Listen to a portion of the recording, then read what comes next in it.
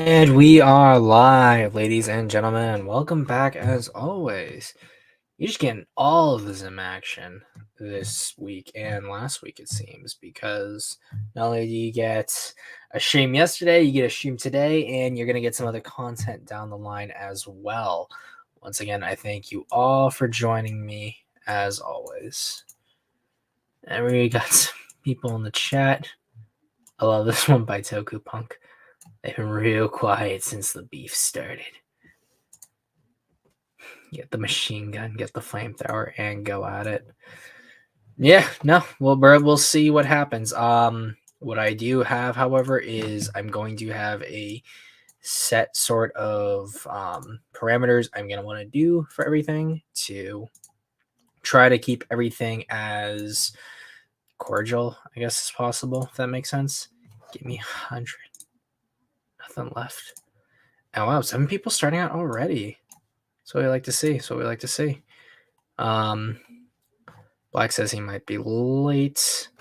I did say, or I did plan on setting it originally at 7:30. So technically,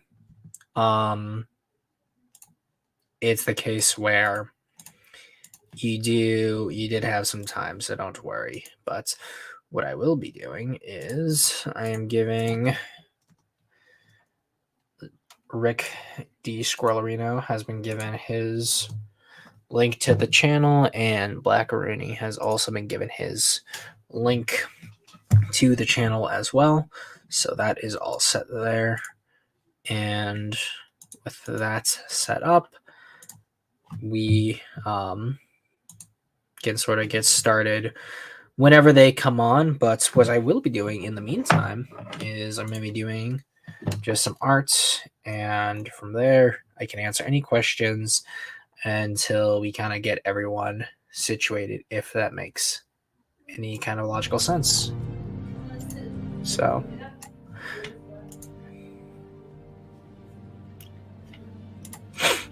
hey Zim, did you see the CC Gorgo legacy post? Yes, I did see the legacy post. I am aware that they are doing a comic for Gorgo, because for anyone who isn't familiar with Titanic Creations, they're the ones who are behind not only the Gorgo figure, but also the upcoming Yongari figure as well. So with that, what they have been doing is nope, that's ink, not pencil.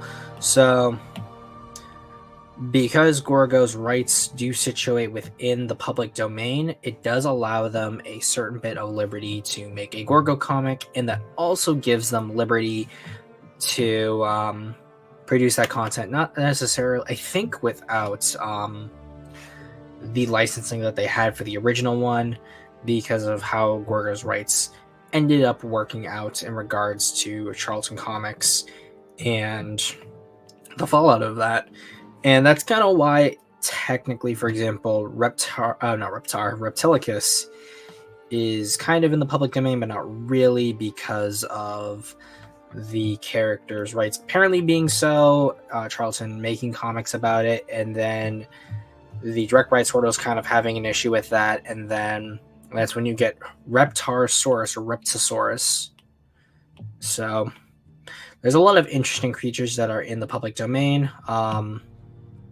One of those being, for example, the Arctic Giants from the Superman. I was gonna say comic book series, but no, Arctic Giant from the Superman cartoon from back in the day.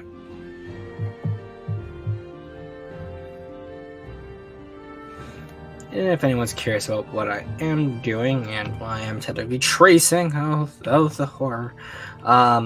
This is just an older sketch that I did.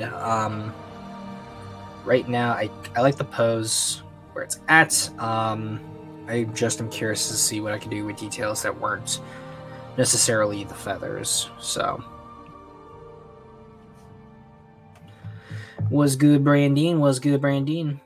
Soul War was fantastic, so I have faith in this. Soul War, that was, again, for anyone curious, was Titanic Creations comic that featured Titanicus, their original creation, plus a few of the other creatures in it as well. It is an interesting series, I like the universe. The universe series is interesting. The comic I liked. I do plan to do a review, and I also want to get them on to interview them because I actually had some questions about some of the characters used and things of that nature. But it takes place in World War II, focuses on not just characters that they made up for the comic, but it has a few historical figures in there. And my biggest question is going to be in the case of some of the historical characters, their portrayal, because I wouldn't say they're kind of controversial, I guess, but like there's interesting commentary in regards to some of the characters that they feature in that story. So I'm just curious.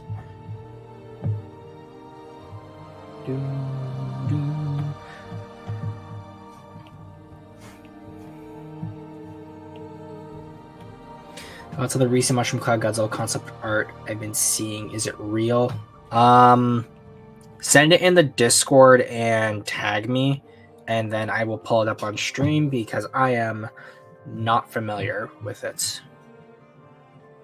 Or unless I'm not familiar with the specific one you're referring to, because I know there is Godzilla concept art that does have him with a mushroom cloud head, and in that case I am aware. And if not, if this is new stuff that surfaced that hasn't been seen before, then I'm not sure.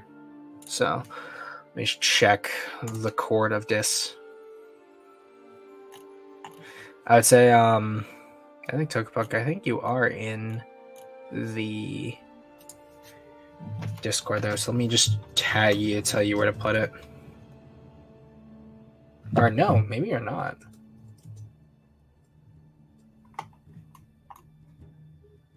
I see Titanic Creations.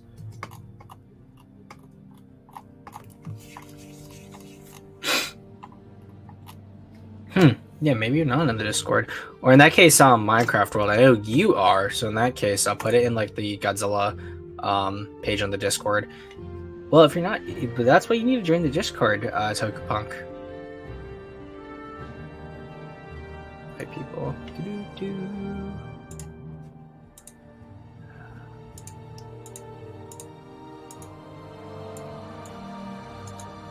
I'll look it up because I'm thinking if it's like the black and white one, then I'm probably familiar with it.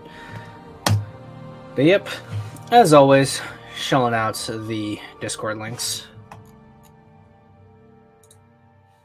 Up.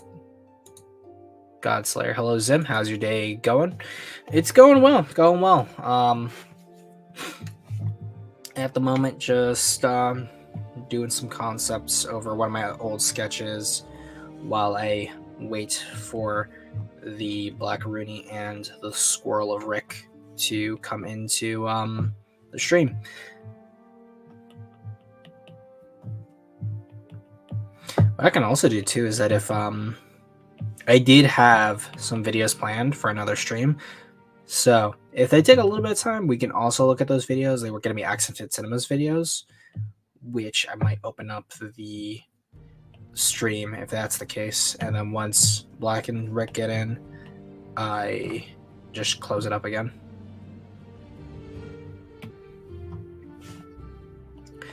But still, if anyone's got any other questions, just feel free to ask while I work.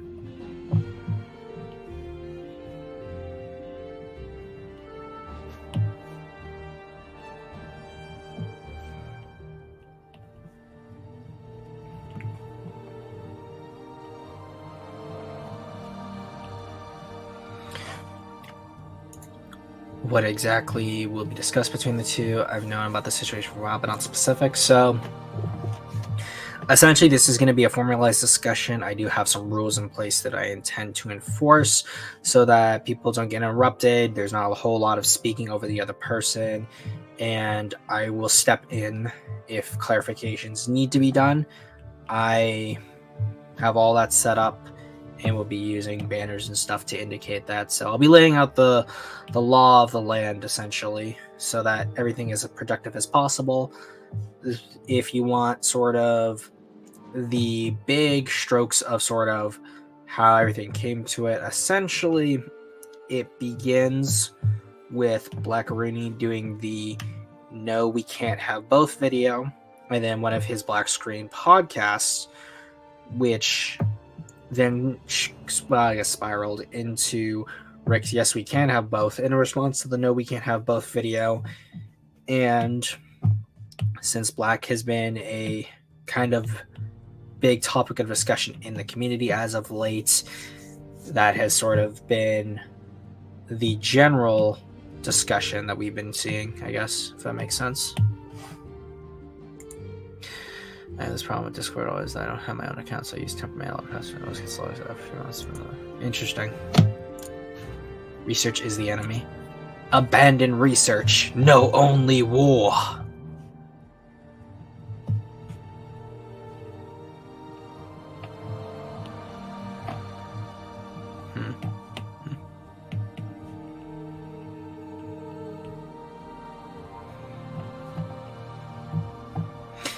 I would use follow-up music too, besides Elder Scrolls, but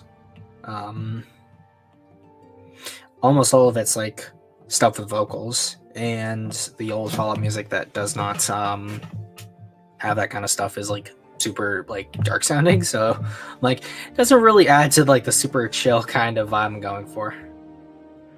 You still need to do the Dune edit, yeah.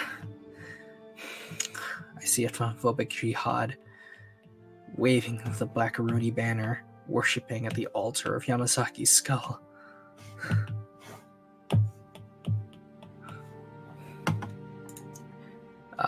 Cat Sir James Santos says, nice creature design. Thank you.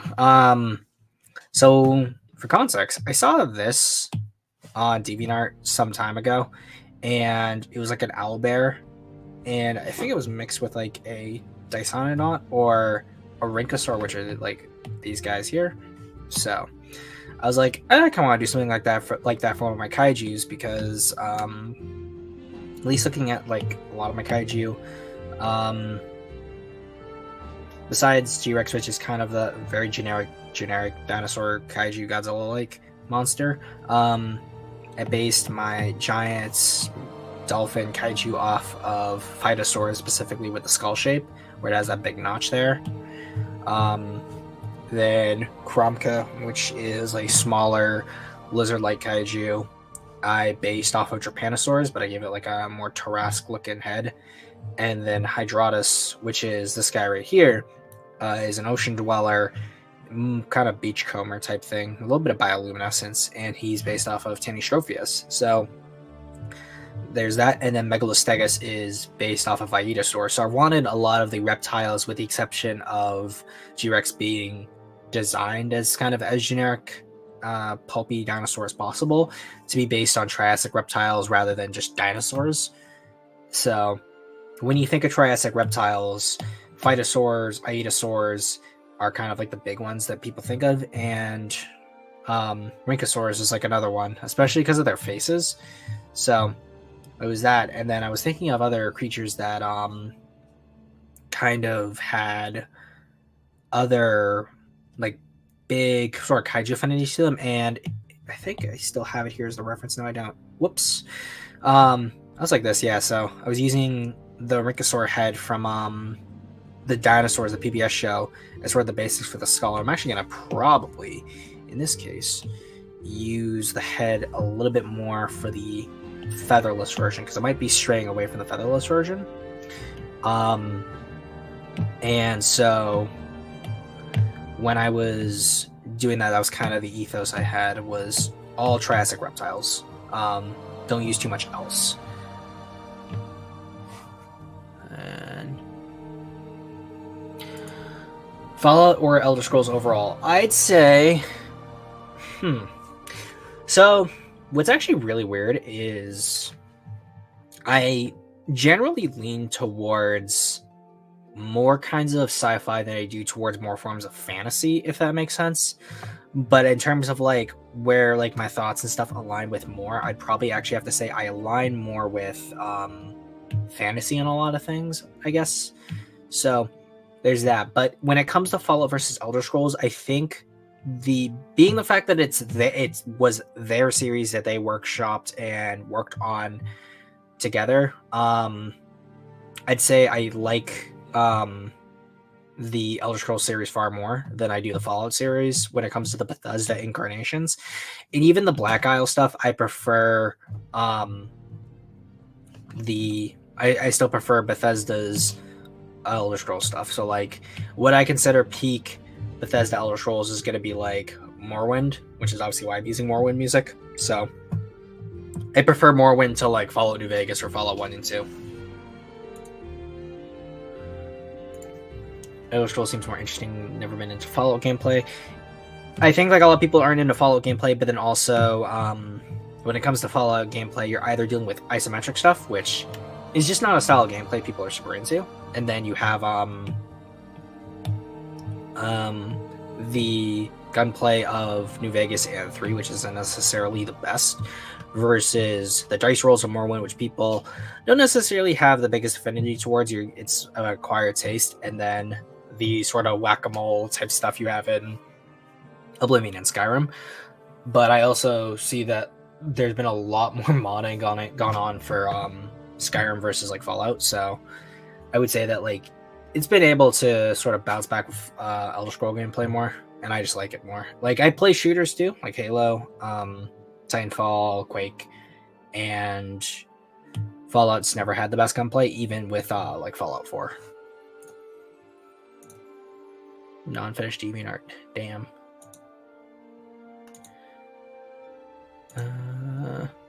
Like the Centipede guy the best. If you're referring to the things here, I assume you mean the Centipede guy is him right here. If so, I can go on and explain more about him.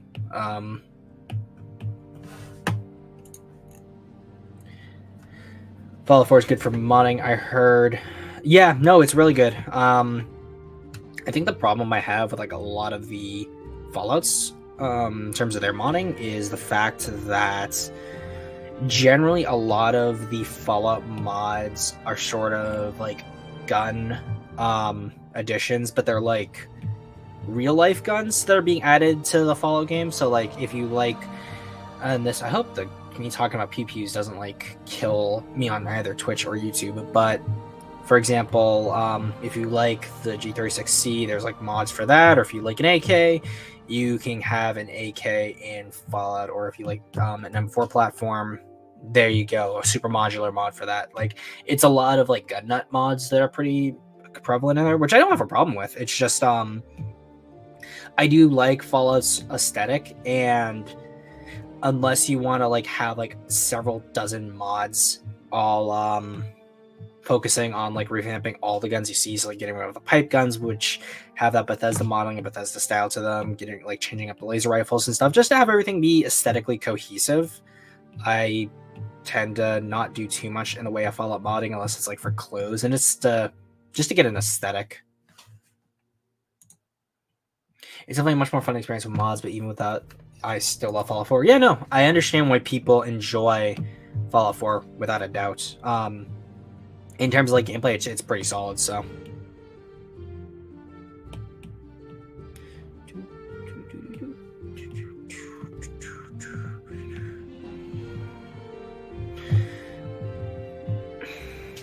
and oh no, like some people. Yeah, I meant the OC. Yeah, we'll go for discuss him. So that is Gravira. Actually, this guy's been around for a while, and it was part of a different set of kaiju that I was working on, and I was kind of stuck between like what other monsters I wanted for Kaiju 2000, and Gravira was always kind of a smaller monster, but because obviously I've evolved a lot as an artist, I never really had a super solid vision as to what he'd look like with more detail on. So that's where the idea of the arthropod segmented body parts with the more squishy bits here, transitioning into the slightly more armored tail portion, became a thing. Because I think even on one of the posts I did I showed off some of the older art I had of him, because instead of him actually having just arms like this, there was these kind of whip-like things here, which transitioned all the way to his arms. So he had, I decided to do this, which was similar to Gagi from Tiga, and I think this transitioned better. And I'd also say too, like, I wanted to keep things slightly grounded. So the weird thing, I guess, is that he doesn't have another set of arms. He just has arms and he has legs, which I just chalk up to specifically the evolutionary path this series goes through.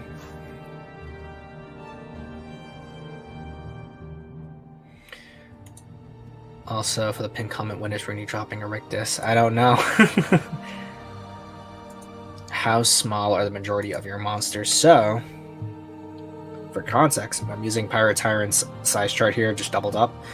So this is like human, and most of the smaller monsters, which are towards the start of that big chart I had, are gonna be around the 20-meter range in terms of their height. Some get a little larger. So, for example, raising his head up, Hydraulis can get to about 25 meters in height, and that's just by purely raising his neck from about here to like here. The largest of the monsters right here, my big dolphin guy, is getting even higher to that, about 45 meters. He's the largest, but even 45 meters, that still makes him smaller than a lot of Toho and Tsuburaya Kaiju. So yeah, Megira right now, out of the set of creatures that are going to be shown here, is the biggest. However, he's the largest oceanic creature and the largest kaiju in this part of the world, which is specifically around where I live. And from there, I felt like at least sort of having a somewhat of a food chain in the sense of keeping it slightly grounded. So essentially, G-Rex being the top predator of the region, primarily due to not only being pretty big on average, but also having the napalm, the radioactive napalm breath, to essentially fight things like Megira, where he's using what is essentially a powerful water gun, sort of like a blade, which can cut through things like arachnids, can shatter Kombata's carapace, or shoot through Kagastralis' shell, things like that. However, although Megira is pretty large, energy-based attacks, or just being stronger than him, means that they aren't going to be able to mess with things like Urudaja, who, although is smaller, has strong electrical abilities and power sapping. So he's able to deal with that. But also, these two don't have as much of a crossover with each other, because Uros prefer to live inland and in freshwater, whereas Megira is sort of in the open ocean dealing with his stuff. Although, because Megira and Hydraulis stay close to the shoreline in terms of their hunting, they don't really go all the way out past like the general northeastern area, because this is like where their species are. This is where the majority of these kaiju live. And then you have like Kryloptera, which is the smallest out of these kaiju, purely off of size, but like, let me go back to the size chart too. Is about this big, but that's still big for a human. But if you're fighting something this much larger, you're gonna run into problems. However, because of his neck, but also his arms, he's able to essentially crush one of these guys. And these guys can get smaller, they can get bigger. These monsters don't necessarily have super set sizes, but I wanted at least a general size chart for like what the average of their species gets to. Hello, Alice. Oh, if that's what you're referring to, Minecraft World, I don't think these are official. I think these are based on someone else doing some Shin Godzilla stuff, and from there, they decided to do the Mushroom Cloud Head aesthetic more. I thought they were referring to specifically the, what is like the really old Abe drawings. So let me show this off. I'll stop sharing this for a second. Presents your screen.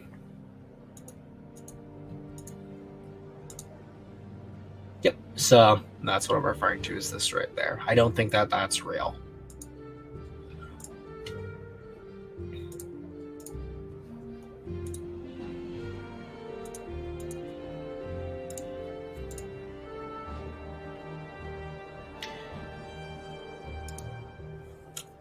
I'm doing good, thanks. You made alien kaiju before. I have. Technically, so far, outside of in terms of stuff that I have that's directly done in like the digital stuff now, Ascalon being one of a series of Ultraman type characters who will appear later down the line in terms of Kaiju 2000 stories line. There's that, and then we go to this. Starspawn, Cthulhu, obviously Alien, and then Nahasht also being a Lovecraftian style old one kaiju-esque creature, although all the creatures in this are a lot smaller because of like also what I want to do for style-wise.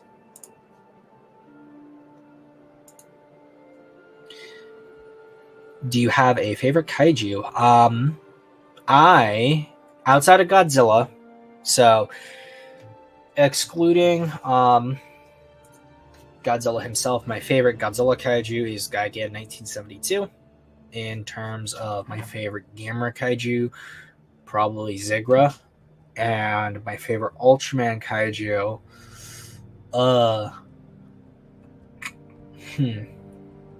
I'd probably say Neo Geomos is my favorite Ultraman kaiju, which I will show off who that is.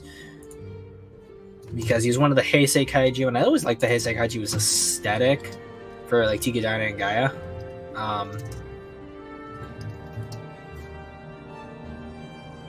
Let me.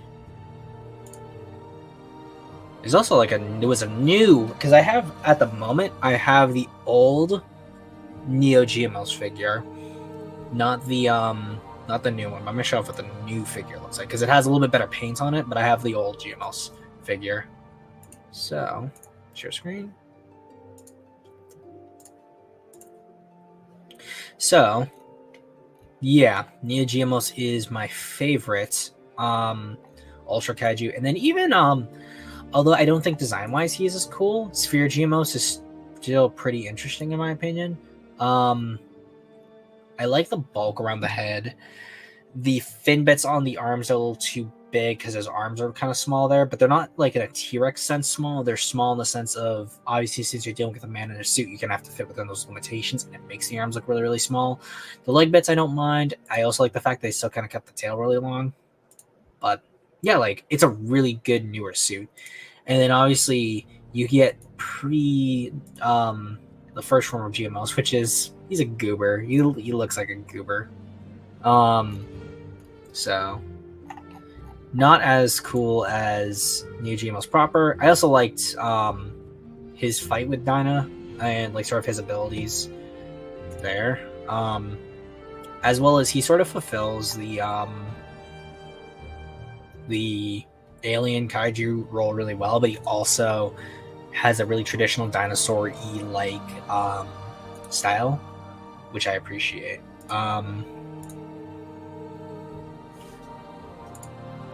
Go back because we're also talking about other aliens. Although, like, I've been working a little bit on changing the backstory, Zogra is also technically an alien, which is why he looks as wonky as he does. Gaia is underrated in general, such a good series. Tikadana and Gaia, all a good series. I really like all the Heisei Ultra stuff, and when people say Heisei Ultra stuff, I think we all know what we mean when we see Heisei Ultra stuff.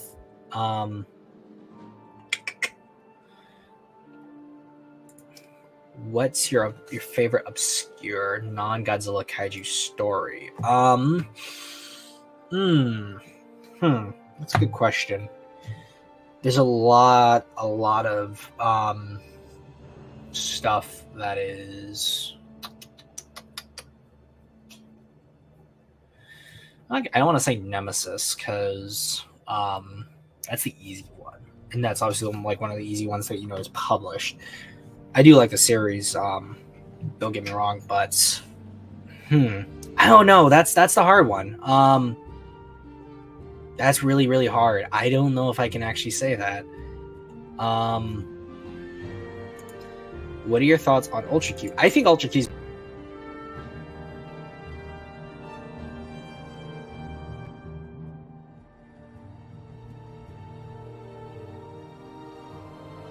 Oh, I killed myself. That's probably gonna get my stream completely demonetized by saying that. Yeah. The timing of that, I did not mean to do that. I pressed the button that was on the right side of my mouse, which also serves as the back button for my thing. So yeah, that completely messed me. I haven't shaved properly. I need a haircut. I completely forgot that once it brought you back in, that it would turn on the camera. So you got the little mini face reveal there. But I've shown my face on stream before, so no one should be confused by what I look like. What are your thoughts on Ultra Q series? So the reason why I think Ultra Q is better than Ultraman is because you don't really know necessarily how the story is going to be resolved, because at the end of like most Ultraman episodes, the Ultraman's going to have to fight the monster because the Science Patrol cannot deal with it. So there's a little bit of an anticlimax to that once you understand the formula of the Ultra series, which there's nothing wrong with that. The serialized nature, I think, is integral to Ultraman's identity. But with Ultra Q, even though you're following the same group of people, a lot of their problem solving and a lot of like how they deal with these situations is more creative by nature of not having a human on the team who can transform into the only thing that can actually fight the monsters that they encounter. So like even looking like for example Golga or Kaigil from Shin Ultraman is what they called him.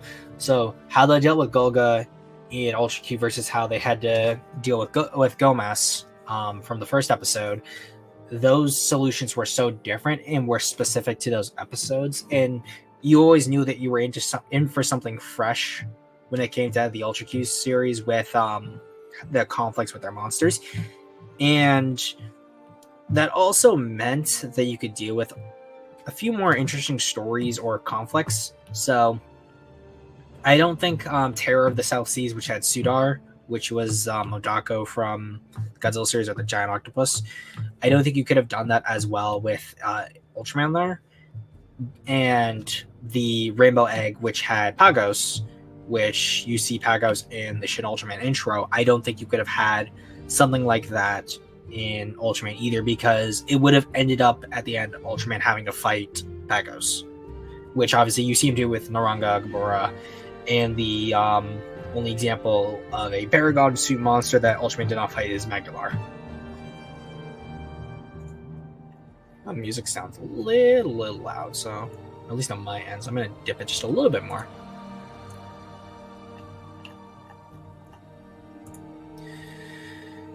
And he said, what got you into Godzilla? So I will definitely answer that question next, but Ultra Q is more like Twilight Zone. I feel it better than Ultraman due to the lack of repeating scenes for Island. Yeah, no, so exactly. Alice's question is, what got you into Godzilla? So this is gonna sound really weird, and it starts like any other boy and his love of dinosaurs. But I remember I had gotten this like 3 VHS box set for different dinosaur documentaries, and one of them was specifically a Tyrannosaurus Rex VHS.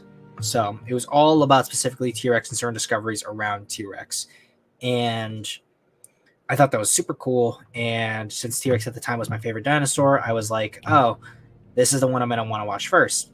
I end up watching it first, and what ends up happening is that they also talk about like other dinosaur-like creatures in movies and TV, and they get onto the topic of Godzilla. What they end up showing is a few clips from Invasion of Astro Monster and Ghidorah the Three-Headed Monster. So at first it shows the Planet X battle with Godzilla, Rodan, and King Ghidorah, and then it transitions to the fight between Rodan and Godzilla before King Ghidorah is introduced in that movie. But what gets weird about it was throughout the entire thing, they have like dubbing over these scenes where Godzilla has like this really dopey sound to him where he's like, oh, and like it almost sounds like Barney Rubble or the guy who plays Kobayashi voicing Godzilla. So like every time Godzilla's like shoots his atomic breath, he'll be like, take that, and it's like, okay. It would be really like out of place had I seen it later on after having watched Godzilla for a long time. But at the time, I had no clue what Godzilla was, and since it was just like cool dinosaur, and like I thought the suits looked really good, and Rodan was really interesting, and like the idea of a three-headed dragon shooting electricity was interesting to me. I was like, okay, I like this. And since they mentioned it was called Godzilla, and the internet was becoming more and more like readily available, and like I was able to find things like Barry's Temple of Godzilla, Toho Kingdom, and other like early Godzilla websites, and a lot of the early Godzilla YouTube stuff at the time. And from there, it's just kind of history. But if you're asking which Godzilla movie I watched from beginning to end, it would actually be All Monsters Attack or Godzilla's Revenge, because the classic media, the classic media Godzilla's Revenge DVD we found in a Walmart, like one of those like the bins they do for like all the bargain stuff. I ended up coming across that there, and since I had already known about Godzilla from the documentary I mentioned, I was familiar at least with the concept of who or what Godzilla was, and Godzilla's Revenge ended up being like pretty interesting for me because obviously I was a lot younger, and because of that I was more invested in Achira's story, and I wasn't turned off by Minya because I was like, I had the understanding that the suit didn't look necessarily the best, but it was more like the sense of he's like kind of like, I guess Barney the dinosaur is like the best example because I also like Barney at the time. So it was sort of like a it's like a kid Barney being friends with like a kid, and obviously like I wouldn't say I was like regularly or like viciously bullied, but like didn't have all the friends in the world, and sort of it felt relatable in that aspect. The fact I know what you're talking about and had that VHS back in the day is funny to me. At least someone else knows exactly what I'm talking about, and I don't feel like that was like a fever dream I had. I still have those VHSs. I don't have like a VHS player anywhere I could use it, but one of these days I'm just gonna have to look at it again. So, I'm not alone. I watched clips on YouTube and GMK with my grandpa, but my first full film was Godzilla vs. Destroyer. I can tell you for a fact, the films that I watched first were Godzilla's Revenge. Then I watched Godzilla King of the Monsters. Then it was Terror of Mechagodzilla, Mothra vs. Godzilla, or Godzilla vs. the Thing, and then Rodan.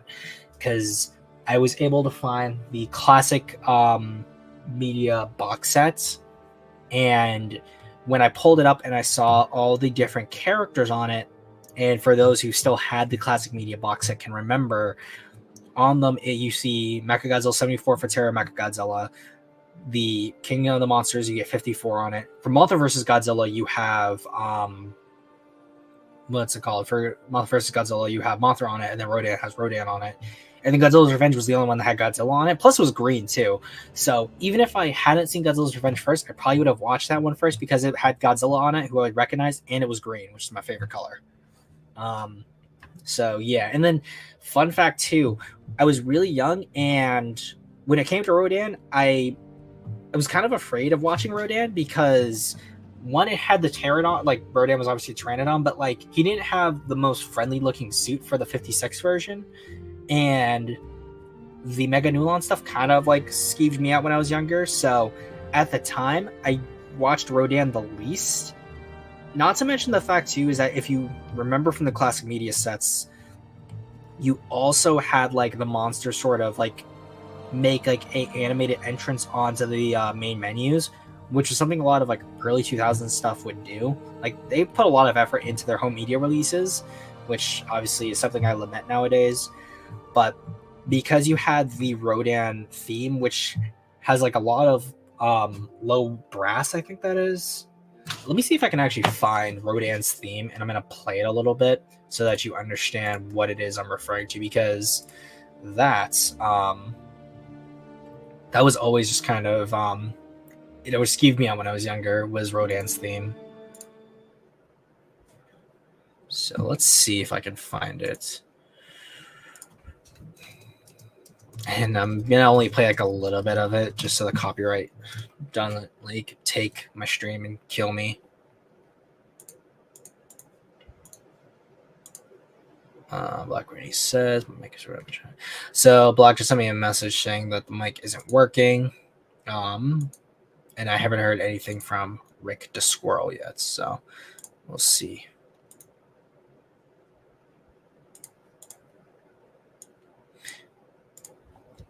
Let's go here. We'll streamception just a little bit so that we can talk about the theme that scared me when I was younger. So make sure 1 time speed. Yep. So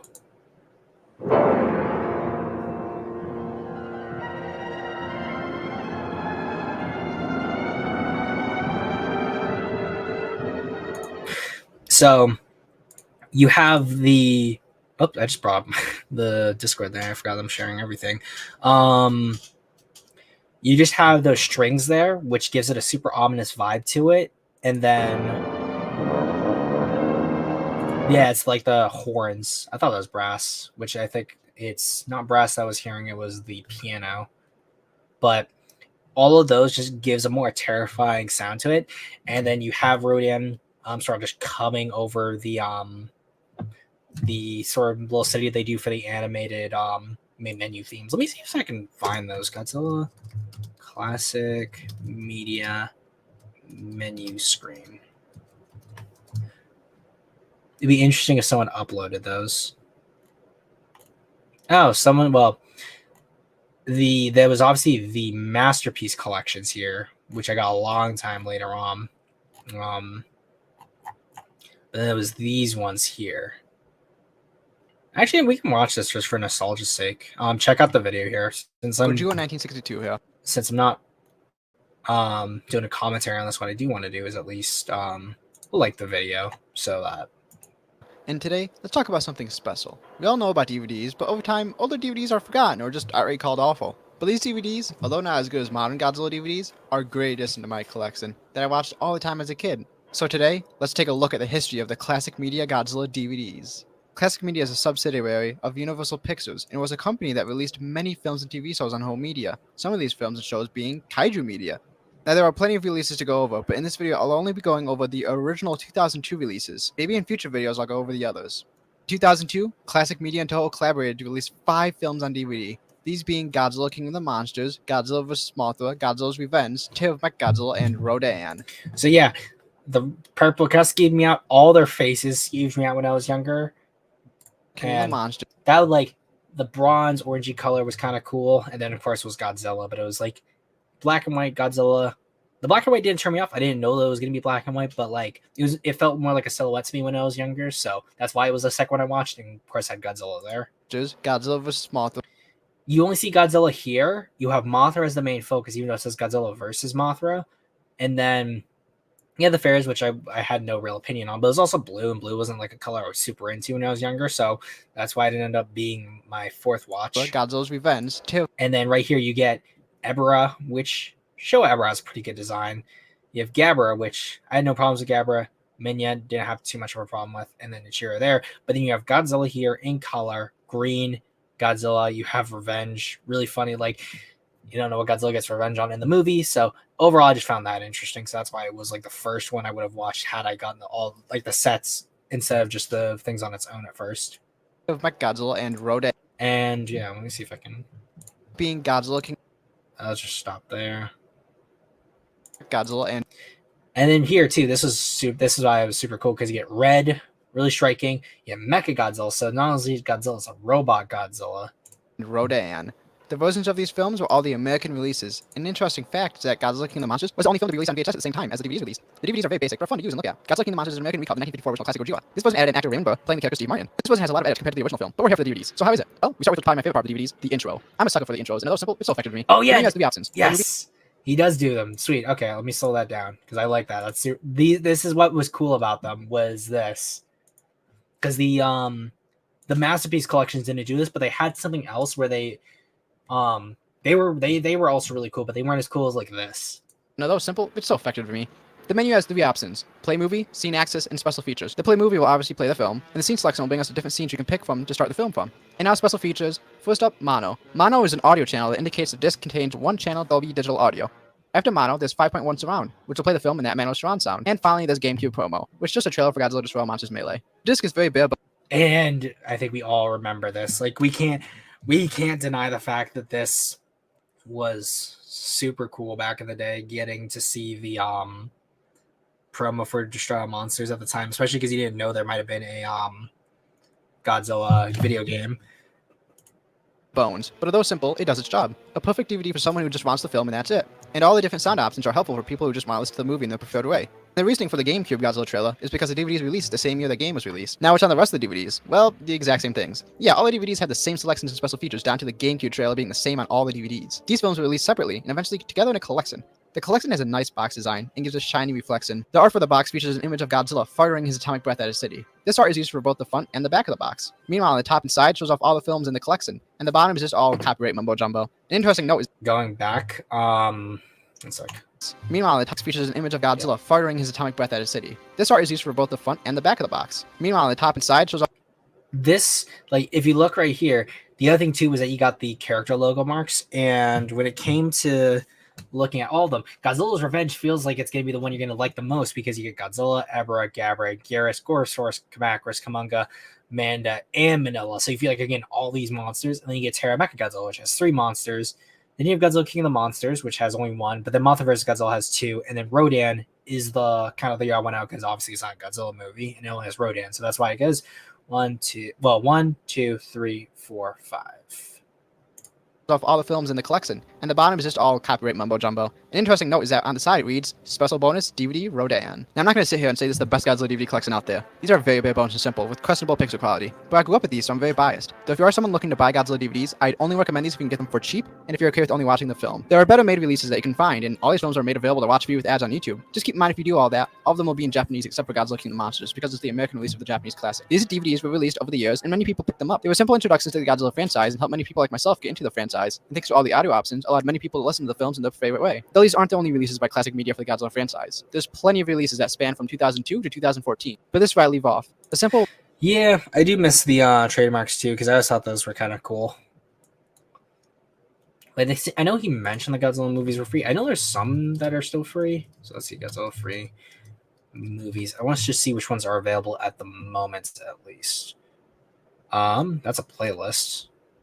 Okay, so Godzilla versus Mechagodzilla 2 is free at the moment. And there's these ones where it's just literal re-uploads of these movies. The legality of that is questionable, but I want to look at that, but I don't know if it's just going to make me watch the movie. I don't want to watch it. I just want to see if it's the actual thing. So it looks like still Gojira, Raids Again, King of the Monsters. It looks like these are all still free, which is nice. I remember at one point they were not, so it's at least good to see that they're still free.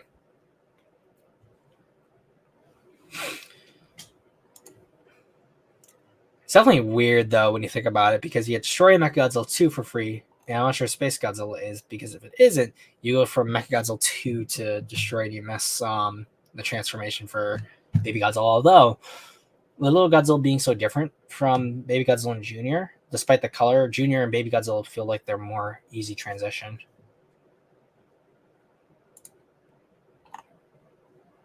How's it going, Joe Schmo? But what I am gonna do is I'm gonna text Rick at the moment.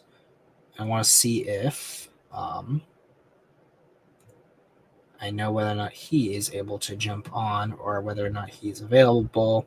Because right now we went into 8, and if it comes to it and Rick is not available, what we'll end up doing is we'll go over the 2 videos I was going to talk about, which was the Accident Cinemas videos. So in the meantime, just keep asking questions, and yeah, see how that keeps going.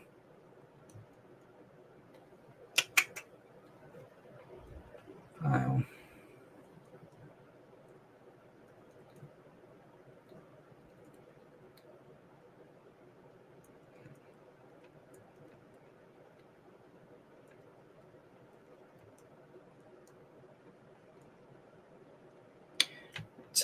Black already.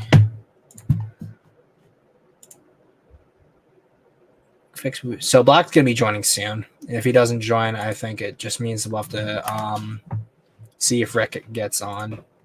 Oh, wait, nope. At least one of them's in here. So we got the Black Lady. Hello, good sir. Good. Can you hear me well, or do I Oh, need to nope, up my Rick's in the gain? chat too. Yeah, no, you sound fine. So Rick's Oh, in okay. the chat. So Rick, if you can hear me, I sent you the link via StreamYard in Discord, so you should be able to join it that way. So, okay, at least that means that Rick is still ready to go, and I get another stream for another time. How's it been, Black? Busy, a bit distracted, but yeah, most I've been quite busy today in particular. Mm. Yeah, no, I feel you on that. Just May seems like it's always like a super busy, hectic time, honestly. I mean, I always say that to people, that I'm busy because I'm always doing something, whether it Yeah. be editing or writing or work and stuff like that. I'm always doing something. Yeah, no, And it but I seems think that's it seems like I'm respectable not though. having fun, but yeah. Mm. Like I True, think true, like yeah. in most cases, like some people are like, oh, what are you doing? And if you say you're like working all the time, or if you're doing this, it kind of shows like who your friends are and who your friends aren't, because your real friends are gonna like respect the fact that you're trying to grind and you're trying to get this off the ground, while others are just gonna be like, why can't you do this? Why can't you do that? So it Yeah. filters people too. Oh yeah, I have a what you would call a quality filter with who I associate with. I always try and associate with like the best people I Like the possibly League of can. Extraordinary Gentlemen. Yeah, I there's this saying that I don't know who said it, but it really resonated with me, and that is, if you're the smartest guy in the room, then you're in the wrong room, which is why I'm in a room where everybody calls me an idiot. Mm-hmm. Yeah. And that's like why I like always bring on people for discussions, because I feel like there's always something that I can learn from having more people around. Yeah. Yeah, there's always something that it, one has to know or one should know from other people that one might not necessarily have thought of in the past because people are wired differently. People think differently. Yeah, no, But exactly. at the very end of the day, it's all there to lead to a single conclusion, and that is just growth. Because True. my philosophy is, well, humans aren't perfect. That just means we have an infinite well of evolution to fill, and the possibilities are endless. Yep, you always got to keep climbing the mountain. If it's endless, that just means you're gonna be at at the top of everything. Because Or it just nothing means is you're going to keep nothing. climbing, because there's always going to be someone who's going to try to beat you there to it, or just someone who's going to be like way higher up than you. So there's an aspirational aspect to it, but also like a really good stoic kind of feeling of, even if you aren't the best at it, there is a contentment that like you feel like you've done what you think is appropriate given your station. Mm-hmm. Exactly. Hmm. That's how the cookie crumbles.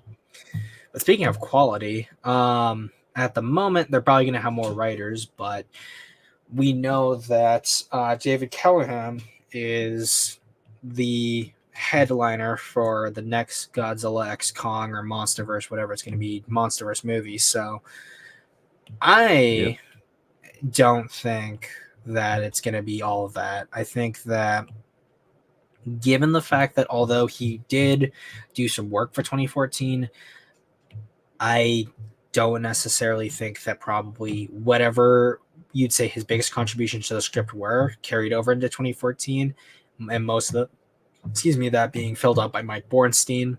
And considering that most of like the big things that we know that were changed were Bornstein's additions, um, it feels like in a way he's almost untested. And all we do know of him when it comes to writing credits are things like the original Doom movie and things like Wonder Woman 1984.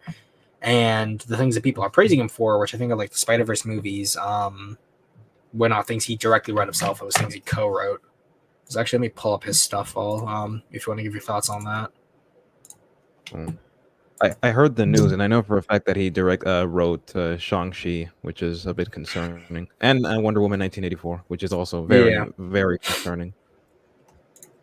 So let me pull up just like everything he did Wikipedia wise. Over here, share screen.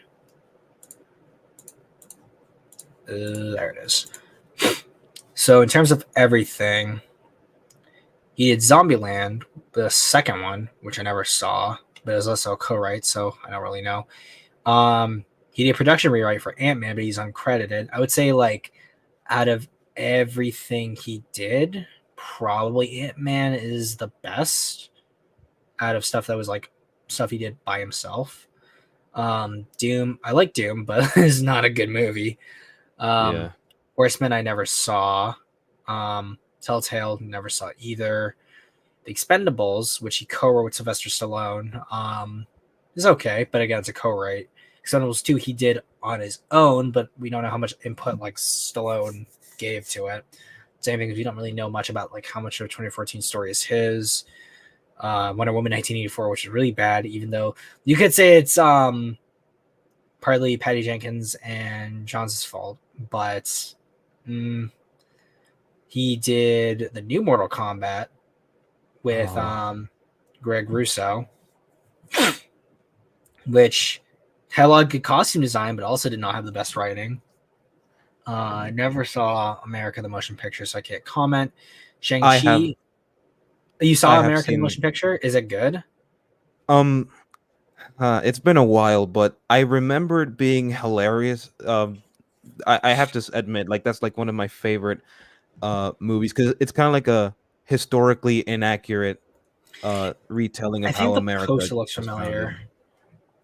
Is he gonna let me? Nah, that's the most.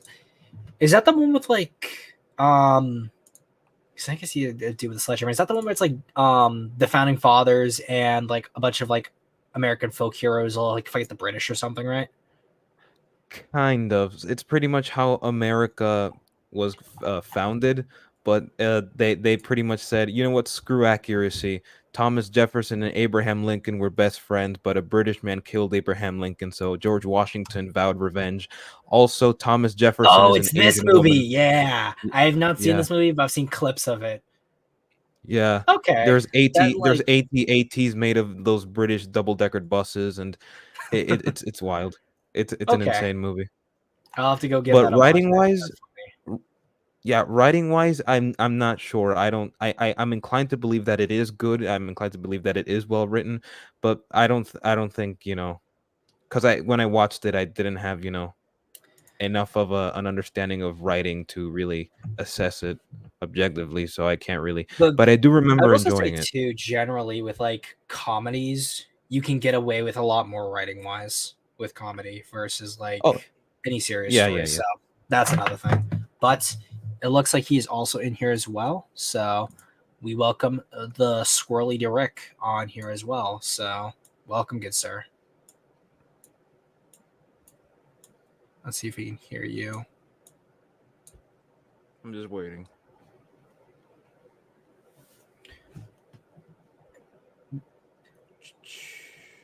Let's see. I can still hear you, Black, so it's not an issue of him not saying anything. Or he might have just been AFK at the moment. I'm not. But I'm just waiting for like a question or something. oh, you're here. Okay. All right. Gotcha. All right, I hear you. Okay, cool. So I'm just gonna lay out some ground rules to keep this as formatted as possible. So that's why I'm down there at the bottom. What I think I'm gonna do is this. So I'm gonna have my stopwatch and stuff all set. I'm gonna keep it as formal as possible. So I'm gonna be using all my monsters here as little indicators as to things like who should be talking, who shouldn't be. I'm gonna use my G-Rex because it's big boy king. That means I'm talking, no one else gets to talk. And I'll use that if I'm gonna be interjecting with a question or something to clarify, so that someone can make their point a little bit more clear. Fenrock Purple Bird, that's gonna be you, Rick. So if that's up there on the screen, that means you have the floor. You don't get to be interrupted by anyone, and yeah. So if you want to say something, if you just want to if it's like an open mic thing and you want to say something without being interrupted, just let me know and I'll put that on screen. Or Daja Road, that's you, Black. So if that's on screen, you get the floor there. And I'm gonna do my Anteater Gaunt Boy. He gets to be the open mic. So if he's on screen, that means you both can talk openly, and it's not gonna be a one person sits and listens. So it's gonna be more of a back and forth. Okay. Does everyone understand that? Can you remind me which is which again? Yeah, because So I was yeah. So yellow boy, Black, that's yours. You get the floor there. No one else talks when you have him on screen. Rick, you get purple bird. So Ooh, I love purple. That's my favorite color. so if he's on screen, that means no one gets to talk but you. Green dinosaur is mine. No one talks on it unless it's me. And Anteater boy, that's open mic. That means you both can talk back and forth without having to wait for the other.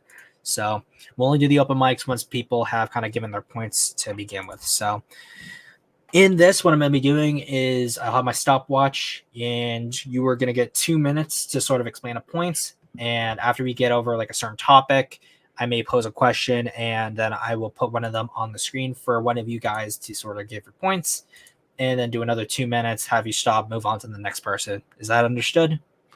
Uh-huh. Yes, Okay, sir. cool. Alrighty, so in this case, since obviously Rick shows up late, I'll give him gentleman's agreement to begin with. So, Rick, I'd say the posing question we're going to give is sort of, what are your impressions overall of sort of the discourse you and Black have had, and sort of your thoughts when it comes to things like Godzilla film analysis or film analysis in general? So, floor is yours. You got 2 minutes beginning now. Hopefully I can get it done in 2 minutes. I don't attack anyone or criticize anyone if I just think like if you don't like a movie or you think it's bad, like that's fine. Whatever. I might disagree with you. I might make a petty jab or joke or something, but it's all in good fun. But the thing is that I just don't like it when there are some things that I think the criticisms that people use aren't like coming from a place that's either true or they aren't like taking everything from the movie, because some of your criticisms that you gave for like something like Godzilla vs. Biollante, like for example, we just had a discussion again on Twitter and comments about that, and I thought, well, some of these things were either explained in the movie and some of them were different. Like you were saying, oh, these aren't explained in the other movies. Well, that doesn't have anything to do with Biolante. That has to do with the sequels. The sequels actually explain it like that. So I was just saying, well, if you watched the movie and you said that, I just thought you said you took down notes and your notes said this, but I watched the movie and that's not what happens or something like that. I just think a lot of these other veil essays on some of these Godzilla stuff, they either haven't watched the movie or they haven't researched it. Not saying that you don't watch these movies, but I feel like sometimes when someone doesn't like a movie, I always feel like they either miss things or they don't get the full picture, or not. I'm not saying you, but other people like intentionally like like take things out to like fit their own narrative, and sometimes they use that to make a point that really doesn't make sense for it, that doesn't have anything to do with it. So that's Give me kind of one my last whole thing. line just to wrap it up. That's basically what I'm saying. I just think there are just some things like criticisms that I just have things against it. Okay. Awesome. All right. And now, Black, you get the floor now, and now you can say your side as to your opinions on things, and that starts now. Alrighty. So, um, in what Rick mentioned, I do empathize with the notion of, keeping things truthful when critiquing stuff.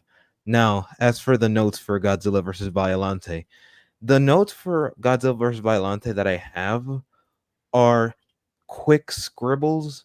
So maybe I might have missed a few things, which is why I've been trying to rewatch this movie this weekend, but I kind of gave up. But I'm gonna rewatch it to confirm. But the equivalent of notes that I have, all of it equates to just a single page because this is all just first impressions. So these, well, not first impressions, but first analysis type impressions. So all of this is everything there. Now, I also want to preface that I know there are things in the movie that, like, okay, I know that the movie is trying to tell me this. I am simply saying it doesn't work because then it would lead to this, but then that shouldn't lead to that. And you know what I mean, right? For example, I'll put I have the notes right here right now. So the psychics, for example, the psychics, there's a school for psychics. Now I don't they established this in the Godzilla versus Biollante. um Now the thing with that is, now with what you said, uh in regards to things that in other movies, me saying that these problems affect other movies, and okay, that's not an issue of Godzilla versus Biollante, that's an issue with those movies, because we're talking right now about Godzilla versus Biollante. And yes, you're right about that. However, Godzilla versus Biollante is the one that introduced that in the first place, and in that very same movie, those things, like the school for psychics, are not only are they used conveniently, as in they're not necessarily plot holes, they're Gonna make plot that your last contrivances. point right there before we switch over. So just hit the 2 minute mark, just letting you know. Okay. So they're not plot holes, but they're plot contrivances. They could theoretically happen. It's just that the way the movie sets it up, it makes it a lot illogical in a lot of situations. And if you want, I can go deeper into detail than that. Okay.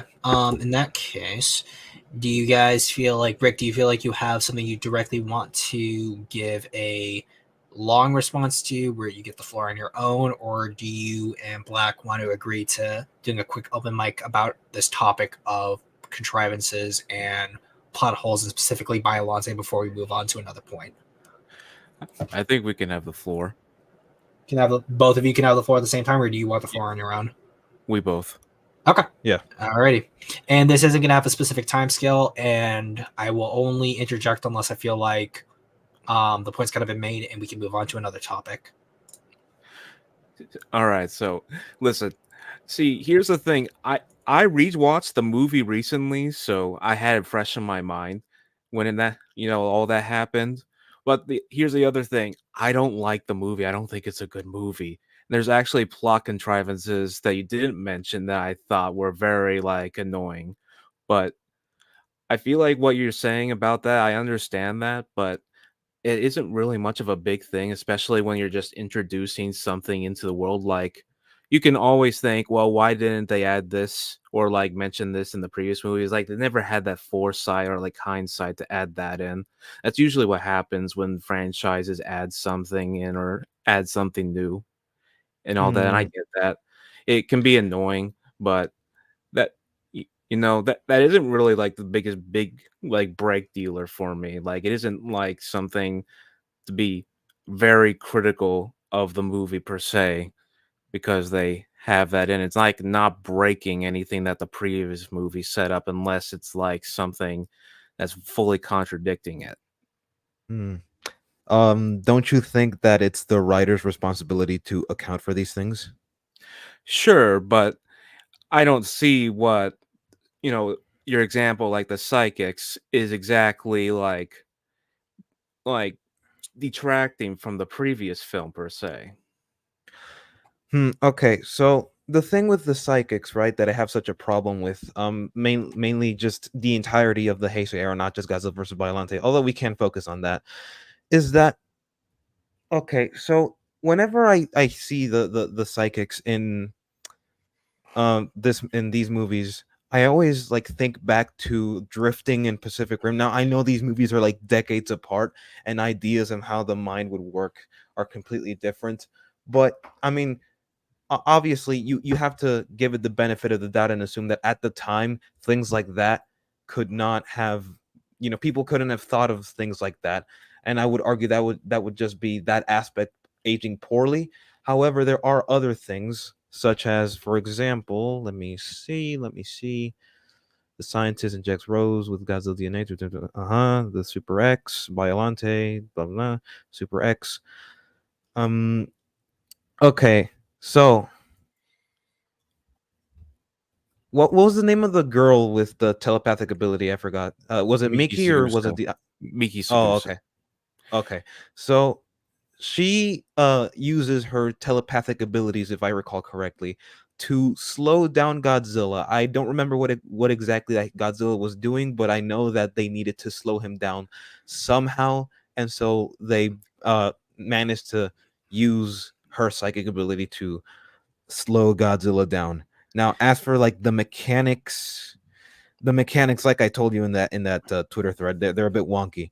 Um, there was the other thing, uh, is the that she doesn't have any sort of protection. So should Godzilla, I don't know, approach them or use his atomic breath in the position that she is in, she can easily die right then and there, and the one deterrent that they have against him will be gone, because if I'm not mistaken, she's probably like the most advanced psychic. Am I correct? Of their group, I believe, because she's like the oldest, I believe, because the rest are like young, because there's like a scene with all the children. Like Right, they're right. able to like premonish that Godzilla is gonna come out of the volcano. Hmm. Right. So yeah, they have her exposed like that, and that is an issue of plot armor, which is very prevalent throughout these stories.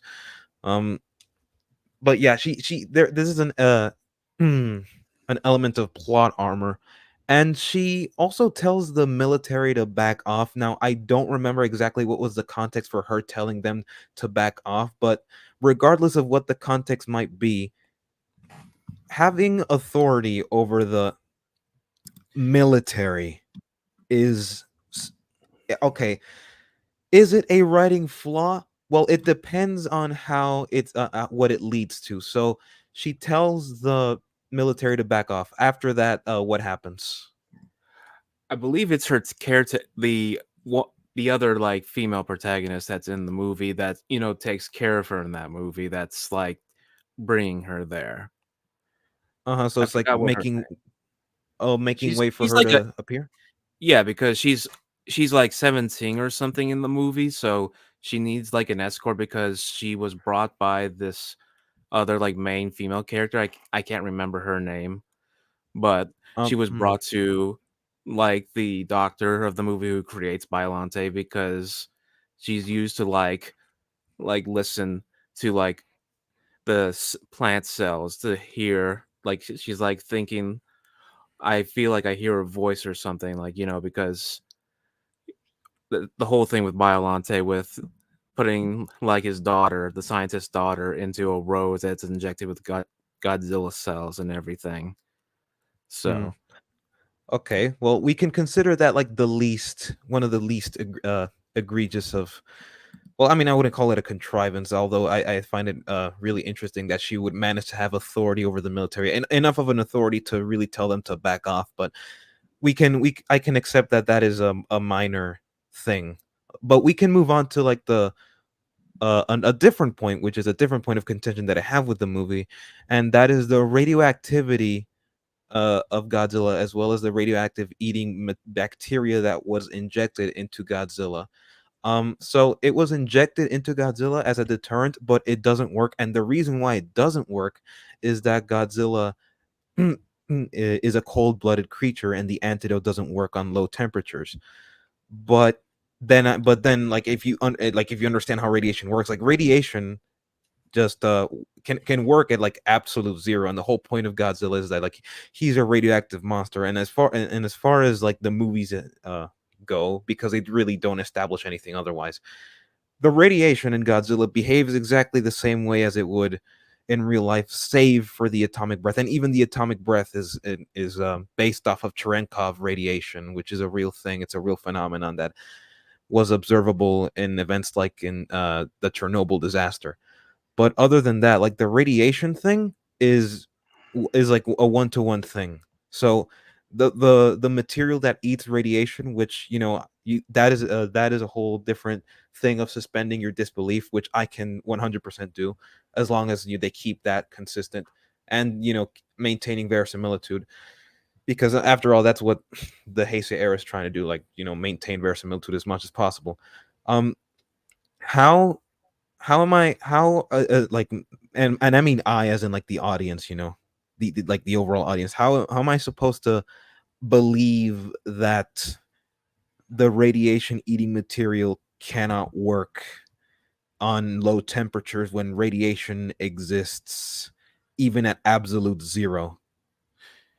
It's kind of weird because Godzilla, depending on the movie, will like change like how his radiation works a lot, and it is like only for like this movie or something like like something like that. But apparently, like for example, like his explosion won't work in Godzilla vs. Destroyer if he's like cooled down enough, and if he's warm enough, it'll work on him to knock him out in Biolante. So Yeah, that yeah, it's very see, inconsistent. it's I would say that that is a pretty big convenience, but it isn't like the biggest break dealer for me in a way. Mm. I feel like Godzilla just could like take normal radiation and like do whatever he wants with it, because he in the same movie he makes an atomic pulse out of it that can also like act like a semi EMP. I think from like other materials. I think I read something like it was like that, because sometimes it looked like it was an electronic like little ball in Godzilla versus King Ghidorah when it happens or something. What are the effects of that pulse, however? Because like if the effects of that pulse is there's radiation everywhere, it's like a radiation explosion, then that doesn't really not fall in line with what we know about how Godzilla should function. That is relatively consistent with how his powers work, and also I would argue that it is a pretty big issue because it determines whether Godzilla should live or die, and Godzilla living or dying is of paramount importance in these movies. I mean, throughout these movies, they're trying to kill him all this time. However, something will always happen. Like the plot will always orchestrate a way for the thing that should absolutely work to not work. And this is a problem that is also present in movies like Godzilla versus Space Godzilla, which I would argue is like the worst of the Heisei era films, precisely Yeah. because of all the opportunities that the characters have to kill Godzilla that they just don't take, as well as things that should work that don't for whatever reason. But the radiation eating material thing is one of those things that should work but don't. And I would argue that the reason for that is plot armor. And plot armor is a pretty big thing because again, like if your protagonist dies or if your like main character dies, then like your whole story is over. So you Mhm. can't have Godzilla die because otherwise, like the Heisei series is over. So you kind of need him alive. But the writers don't find a proper workaround to keep him alive, to have the thing work, the thing that should work not work in a believable and logical way maintain the stakes, because when your plot armor gets in the way of the cause and effect, then believability takes a hit, and so suspension of disbelief becomes a lot harder to do. You know. Yeah. But what about when some other movies outside of Godzilla, like the easiest example for plot armor can be Star Wars, like the original trilogy, where everyone keeps missing their shots at the heroes every single time. And Mm, would you consider that like a big detriment to those movies as well, or other movies? Because I know you think 2014 is a good movie, but For Brody Survives, quite a bit of stuff that would probably kill a normal person. Like oh, there is yeah, suspension of absolutely. disbelief, and like is that personally for you something that detracts it? But for someone else, it doesn't break them. But for other movies, it could, because depending how much they like the rest of the movie, it won't bother them as much, but they can still see that as a flaw, but it doesn't bother them when it comes to the overall feeling of how they think the movie is perceived. Well, see, that's the interesting thing about it, right? Because if we're going like from a personal aspect, if I'm enjoying myself, then it's obviously not going to bother me. But of course, I'm not going to deny that the problem obviously exists. Now, that being said, that how much it affects the movie will be entirely dependent on how often it happens and the magnitude. This is why, things like a movie with zero plot holes, zero plot contrivances is it's not that I don't want to say that it's unattainable, but it is like almost impossible, I would say. Like even the best stories will have plot holes and contrivances. For example, Dune Part 2 no, not Dune Part 2. Dune Part 1 has this, which is like one of my favorite movies of all time. Dune Part 1 has a pretty big plot contrivance. Well, no plot contrivance, no plot hole in regards to how the shields function. So the whole thing with the shields is that the slow blade penetrates the shield. Slow moving objects will penetrate the shield, but fast moving objects will repel the shield. Now, obviously, this is explained in the book. I don't think I've gotten to that explanation, to the part of the book where it explains how the shields work exactly, but I know for a fact that in the movie, if we're looking at it like from the movie, like we don't know how the shields work, and having them, but we do know that the slow blade penetrates the shields and fast moving objects will repel it. But then you have to wonder, like, why did they design it that way with such a detrimental design flaw, especially when fast moving objects manage to penetrate the shield by slowing down anyway. So that is a pretty a big plot contrivance, because a lot of important character moments happen because the rules of the shields are skirted.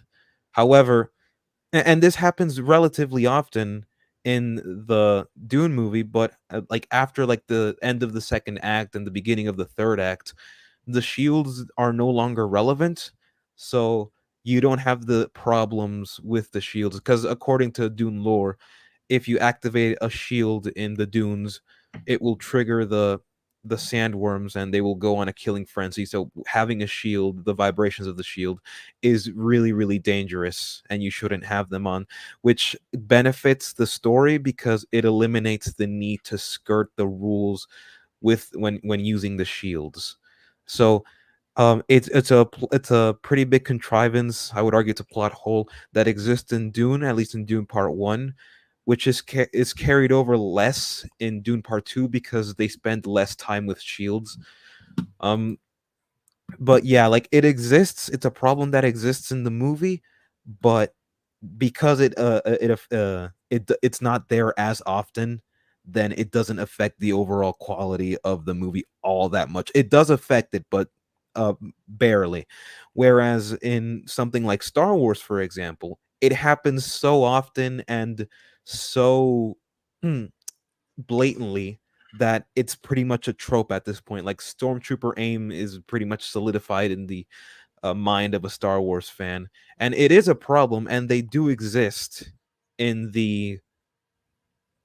in any Star Wars movie really involving stormtroopers and stormtrooper aim and whatnot and what have you. Now, how much of that is in the film versus how much it affects the story is what one should really look at here, because it really all depends. Now, I couldn't tell you. I have seen the movies, by the way, the original trilogy and this and the prequels. I couldn't really tell you, however, how much it affects it, because I can't tell you off the top of my head how many times we've had like firefights between stormtroopers and our like titular characters, or just characters that should hit the main protagonist but don't because of luck or plot armor. But if they exist, which I am guaranteed that they do, then they would be a problem regardless. But it's all about the magnitude and how much of it is present in the story. The other thing is that if you're not liking something, problems will, or things more prevalent will just become more easier to point out. And that's probably something that just happens when you're not enjoying something. And that can also still happen if you're enjoying something and suddenly it just takes a shift and turn and you're like, oh, I don't like this part. But it is Mm. it really is something that's going to, like, what's the word I'm trying to look for? Like, everyone is going to, like, take information or something differently. And Mm. some things, like, for example, sometimes you might not be able to catch on to something that someone else, depending on their background, or maybe they just have like a whole different, like, perspective on things. And, Mm. like, is anyone wrong for that at the end of the day? Like, Mm. unless it's like something that doesn't actually happen in the movie, like, at the end of the day. I don't think so. See, the thing here is that, okay, let's say and this is like I'll give you a personal anecdote. I used to think The Amazing Spider-Man 2 was an excellent movie. I absolutely adored that movie when it first came out. It became like my favorite Spider-Man movie of all time. And I know for people listening, that's probably going to be like super heretical, but I've said this before. Like, The Amazing Spider-Man 2 is like one of my favorite Spider-Man movies of all time. And I tried justifying, because I kept trying to argue why it made sense, because when people told me that the story did not make any sense, right?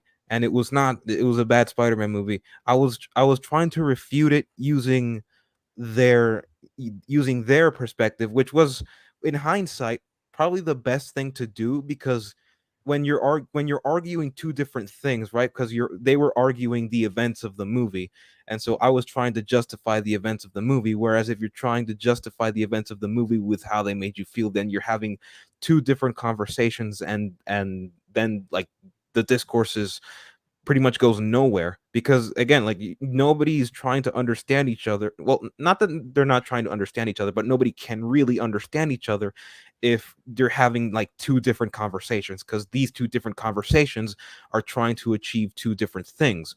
One is trying to explain what it is you liked about it at a subjective level, and another thing is detailing the information that is present within the movie, because a movie has limited information.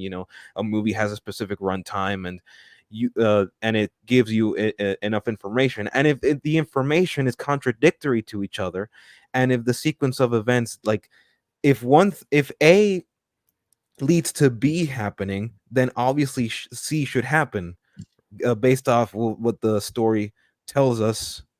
But then D happens, and therein lies the problem.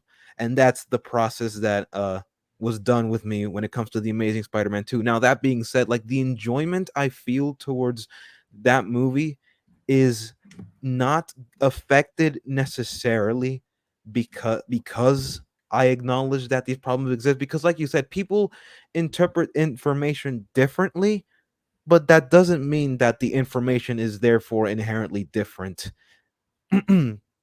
As soon as somebody comes up with like a different interpretation, because I can say, and I'll just pull this out of a hat, for example.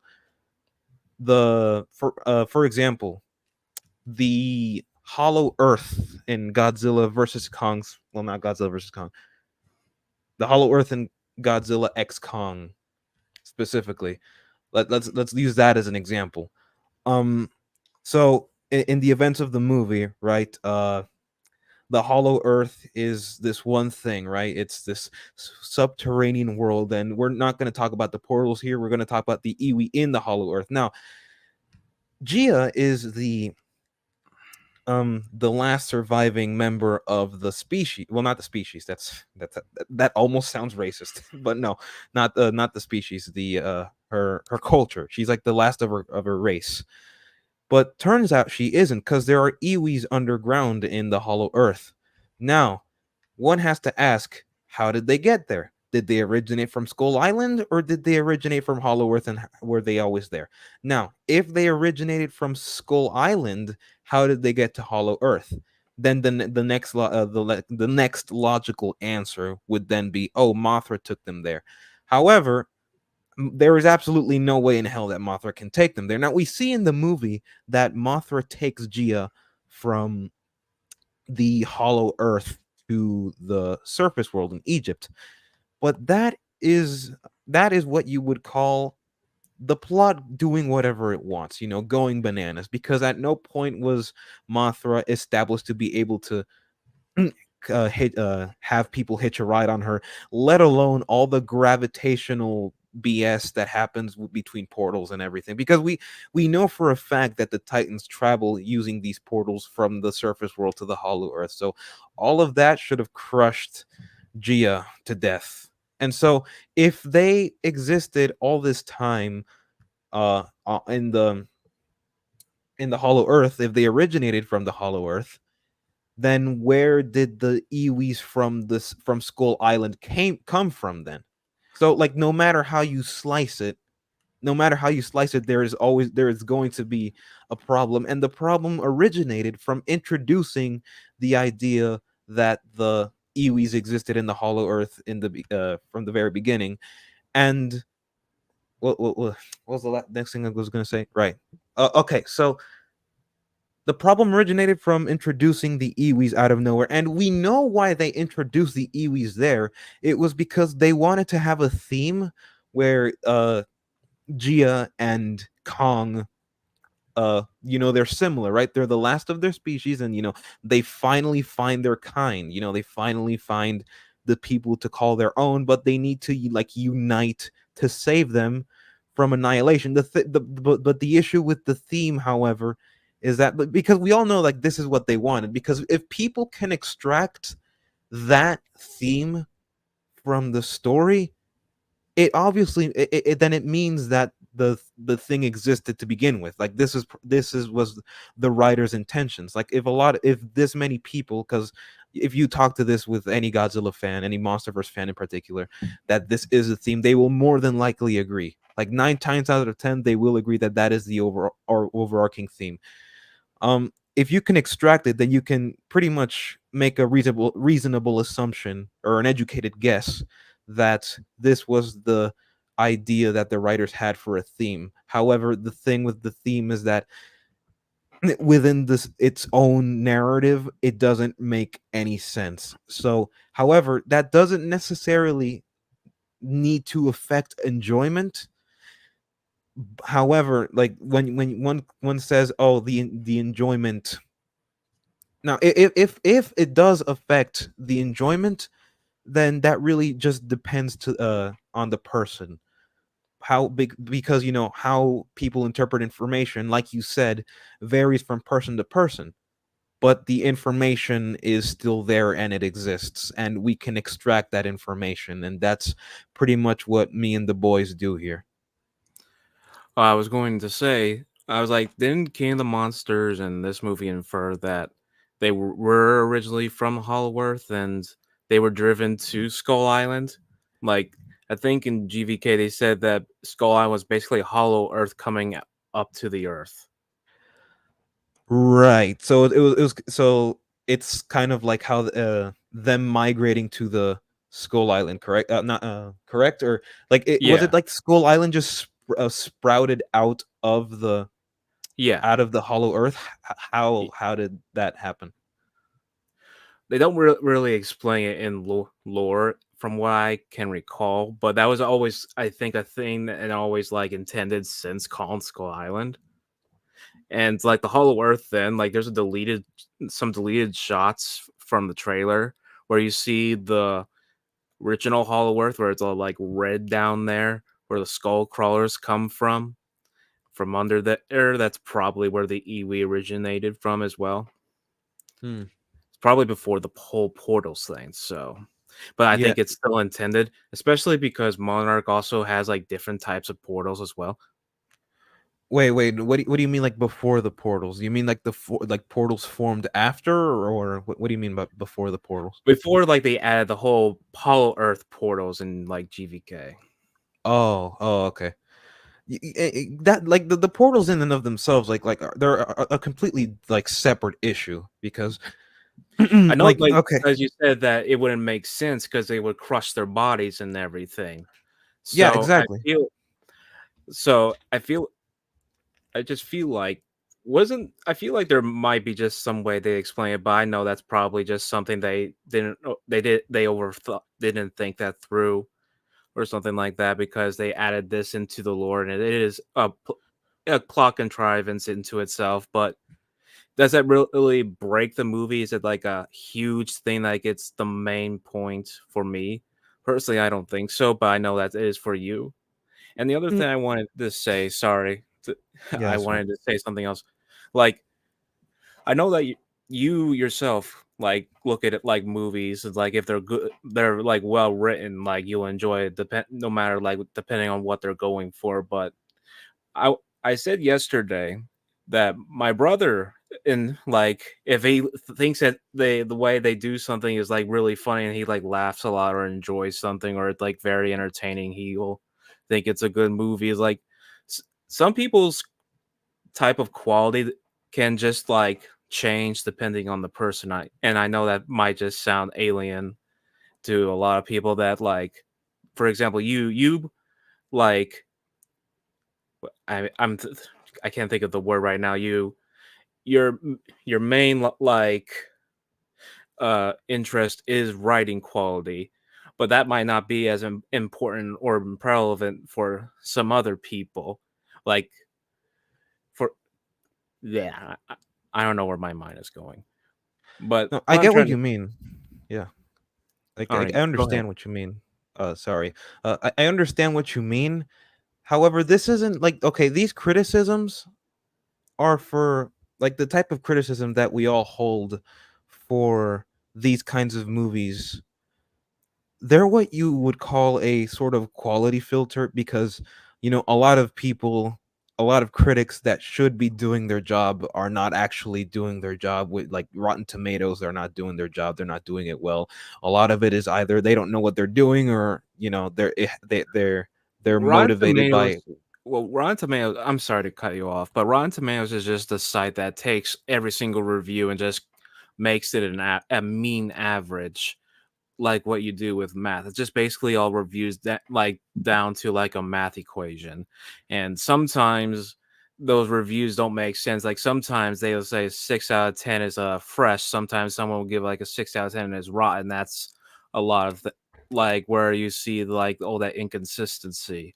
But basically Rotten Tomatoes is just if there's just like a 44%, like for example, Key in the Monsters, that just means like out of all those 290 critics, like 44% liked the movie or enjoyed it or something like that, whatever. It's like, okay, well, you don't have to infer that. You can like even if you disagree with it, you can read it, you can like understand where they're coming from, but you won't form your own conclusion based on positive and negative from that.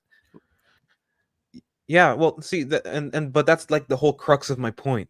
That's the whole crux of my point. Um, the thing is that like those kinds of websites and the people that uh are part like are consistent users and members of those sites, not only are their criticisms completely useless, a lot of it is just either a people that are paid to say things like what happened with Captain Marvel, or Mhm. and this is like very prevalent with like Disney and everything, or just people that don't know what they're talking about, and a lot of it is also people with that have their own unique agendas, and they want to push a certain type of movie because it attracts a certain type of audience, and it'll make a certain amount of money and yada yada yada, and it's very useless, and then the general audience feels very disheartened because like they don't know who to listen to. And I say, well, don't listen to anybody because nobody there knows what they're talking about. Now, the thing is here, like with critics, what we do, or at least what I like to do, is to create a filter of quality to properly assess like the writing of the of the of the product. Now, because like movies is a business, all right, it's a product, and you want the quality of the product, because not only are you a critic, but you're also a consumer. All right, you're consuming the product in order to critique it. That's how it works. You can't critique a product without consuming it. So the issue with especially with Godzilla movies specifically, is that a quality filter has been severely lacking, and this is something I touched upon in different streams, both in my Black Screen and the Zimzilla's streams, and Sea Monsters, I believe. I'm not sure. I think I might have said it there, but I'm not completely sure.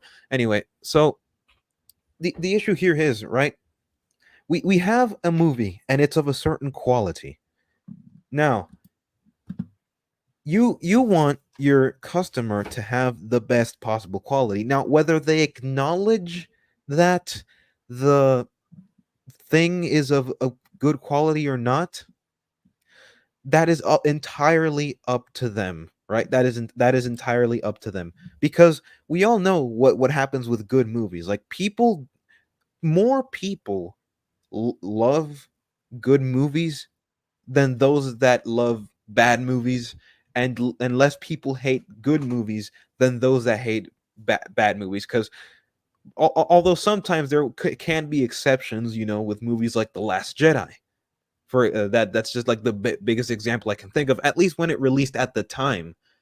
Because eventually, when people start to think about the movie, because this is something people often do, even subconsciously, even the people that don't really care about writing quality, even people that don't really care about writing quality, one day they are sitting in their couch, they're discussing a movie, and then they're discussing the plot of the movie, and they're like, "Oh yeah, that didn't make sense. Oh well, that didn't bother me," and that is perfect. That is perfectly fine. Normal people do this all the time. The Mhm. issue here is that what we are doing is separating people saying I like it with people saying that it is good. Now, we make that distinction. We make that distinction because when you're assessing quality, right?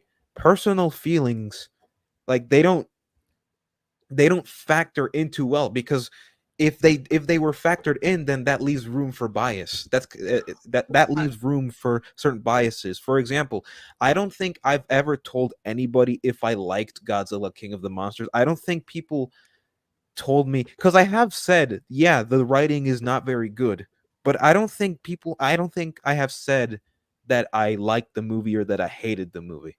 I don't think anybody knows that, but I don't think anybody really needs to know that, because when someone is assessing the quality, uh, then what I have to say, like what I believe personally, it's not relevant to the argument. Now, I can interject at certain points. I mean, yeah, these are all the problems with this movie, but at the end of the day, I enjoyed myself with it. That is, I think that like anybody can do that. That's perfectly fine. And we do these things. The reason why we do these things, we do it not necessarily for the consumer, although the consumers are more than welcome to educate themselves on these sort of topics. That's why we exist. You know, for either to both educate those that want to know about these things, or to let people that are making this know that they did a good or a bad job. That's pretty much why we exist. If anybody that isn't that is like vaguely interested in it, wants to learn about it, they are more than welcome. And if they have questions, we will answer them, because we are pretty much here to serve. Like, that's the Benny Gesserit motto, we're here to serve.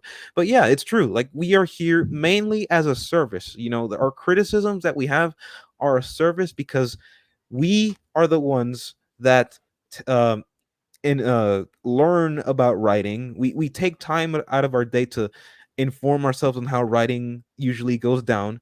We try and listen to the best writers that the humanity can produce, see what their standards are, and see the types of works that they create using said standards.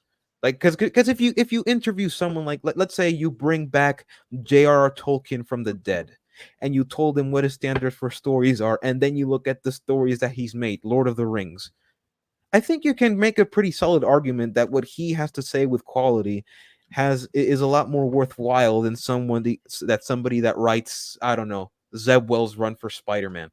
For if you've read that, then I'm really sorry that you had to read through that. And if you haven't, God bless your soul, do not read that. But yeah, like somebody like J.R.R. Tolkien would have something more worthwhile to say because it is evidenced by the type of work that it produces. So that's pretty much what we are doing. It's just, but the issue, especially with the fandom, is that a lot of the time they conflate two different things for like people's enjoyment as well as the actual quality. Like a lot of people, and this is something that I have encountered many times, that people derive quality based off of whether they enjoyed it or not. And I believe people are entitled to do that, but on a small scale. Like if like on an at the individual level, I think it is completely warranted. It is when you try to bring that up to scale and use that as like the de facto uh measurement for quality that it becomes a problem, especially when considering that we the standards that we had for writing, like there's a reason why we have them to produce the best possible product. And this is something Little Platoon said in his video, that like nobody suffers when a movie is good, right? Now there will be people that will not necessarily resonate with it, but that's why we have different movies, right? That's why we have multiple people making different movies. We have them so that there's something for everyone. But that doesn't necessarily mean that because one person might not like a movie that it is universally understood to be good, that is not an invitation to allow for mediocrity in writing to set in that specific genre. Because we'll always have more stories. Humanity will always continue to tell stories, and like there is absolutely nothing to be lost if the movie if stories are consistently good, and not just consistently good, but increasingly good. Like it would be great if for a while we had consistently good writing and imaginative storytelling, but there will always be room for improvement. And this is a sentiment that I echoed, not that I echoed, that I prefaced before you joined. Like this is humans. Like humans are infinite, like infinite vessels of evolution, and so is art. Like art will always have ways to improve itself, right? So being consistently good is just the way of laying it down a foundation. Now, being increasingly good, for that to happen, we need to lay down the foundation. And I believe Godzilla stories in particular are capable of that. My issue with the fandom in particular is that they're settling for mediocrity, and they are stagnating the quality of Godzilla movies, and that bothers me because I know I have seen what the Godzilla has to offer, like the best Godzilla has to offer. Yesterday, I gave GMK a proper watch, and it is probably like among the better Godzilla films that I have seen in a I while. agree. Like, yeah, over time, like around the third act, things got really weird, like pretty contrived with the plot. A lot of plot armor here and there, but it happened so little as opposed to other Godzilla movies that it doesn't affect the entire. Oh, he left. He looks like he might have. Did he bounce up by accident? Or yep, Yeah, nope. or He crash. just bounced up by accident. He crashed. So Oh, There okay. we go. There you go. Don't sorry, worry. sorry. For some reason, I was like clicking out of something, and it also crashed the thing. Oh, you're good. Don't worry. Oh, okay. Yeah, but to finish off, because I've been rambling for a while. Yeah, um, the overall quality of this kind of movie is pretty really really good, and I wish that kind of quality for the rest of Godzilla movies, because I don't me personally, like, I don't critique these kinds of movies because I like that they're bad or I want them to be bad. Like, I don't want these movies to be bad. I critique them because I wanted them to be good. Like, the reason I why get I was that. so harsh with GXK. Oh, sorry. No, I get that. Well, Oh, do okay. you have anything to say? Because I kind of wanted to interject at a couple points, but Yeah, no, it's because, like, the reason why I was so critical of GXK and I was like so cynical about it is because I knew for a fact that the writing quality of that movie was not going to be all that good, because it was going to, like, the director himself said that he was going to double down on whatever GVK already was. And, like, I have like 187 pages worth of criticism with Godzilla versus Kong. oh no.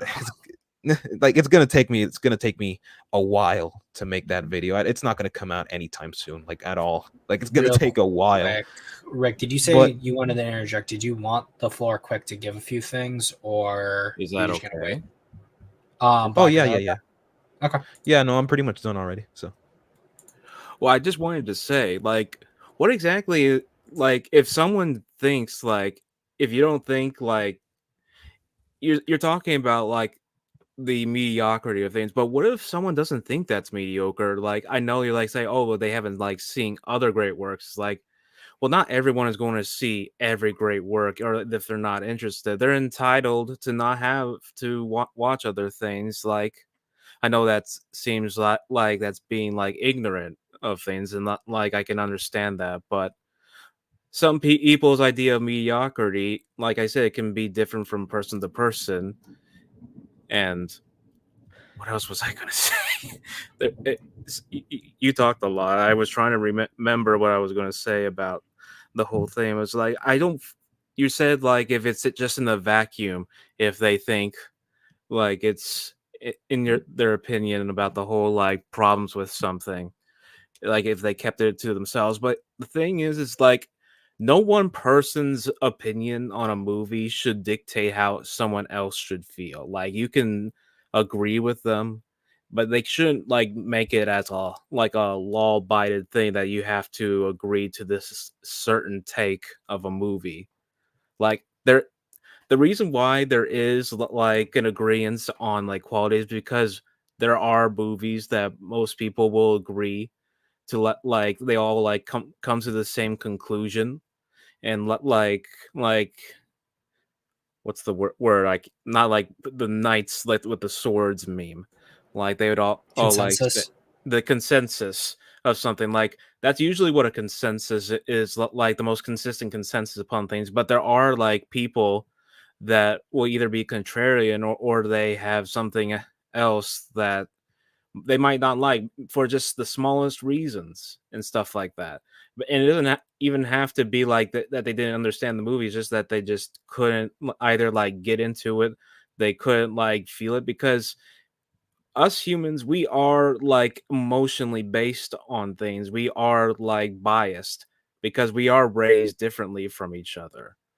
And we can't really take that away from each other. And of course, we can always try to like distance ourselves from it, but it's always going to be something that's prevalent when we're like taking in information, or how we interact based on our own background and everything. So, like, we can agree on one movie, but then another we can be vastly different, and it doesn't even have to be something by like writing quality of something. It could just be for something else entirely, like they don't like, for example, like I have friends who they might like something like a war movie, and like both say, "Wow, this is like well written. This is like great acted and everything."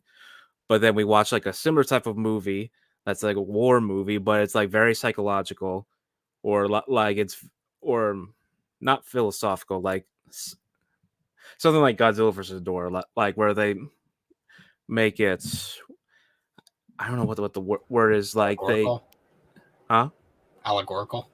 Not allegorical. It's the it's something where I'm sorry, I can't think. There's a storm rolling by right now, so it's hard to think. It's what some goers do, like some movie makers do, like they're making something that is out of like left field or the word yeah the I'm having a brain Good. fart Take your right time. now. The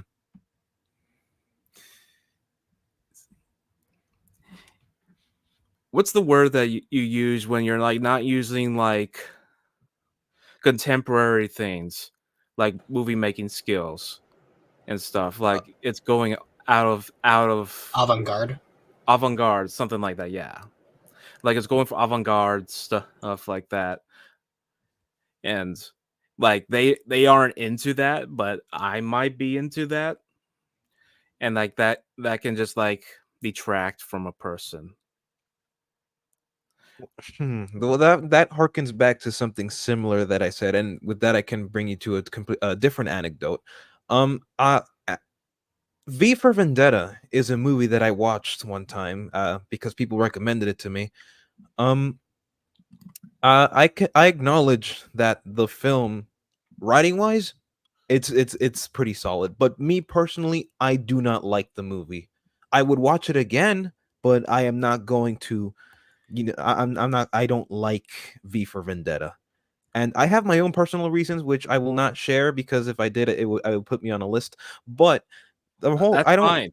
That's fine. I think if you think that parts of it are good, but you just don't think like it's a good movie overall, that's just what I'm trying to say. Is like No, no, no, that's no, no. fine. I'm not saying that the movie is bad. I'm not saying it's bad. I'm saying it is good. It is just not for me. That is an issue of taste. I am separating the overall quality of the movie from the taste. That's what I'm doing.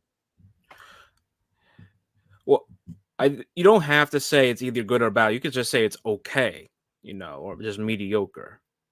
It It's is surrealism. mediocre. It's surrealism or experimental. Experimental was the word I was looking for. Well, yeah.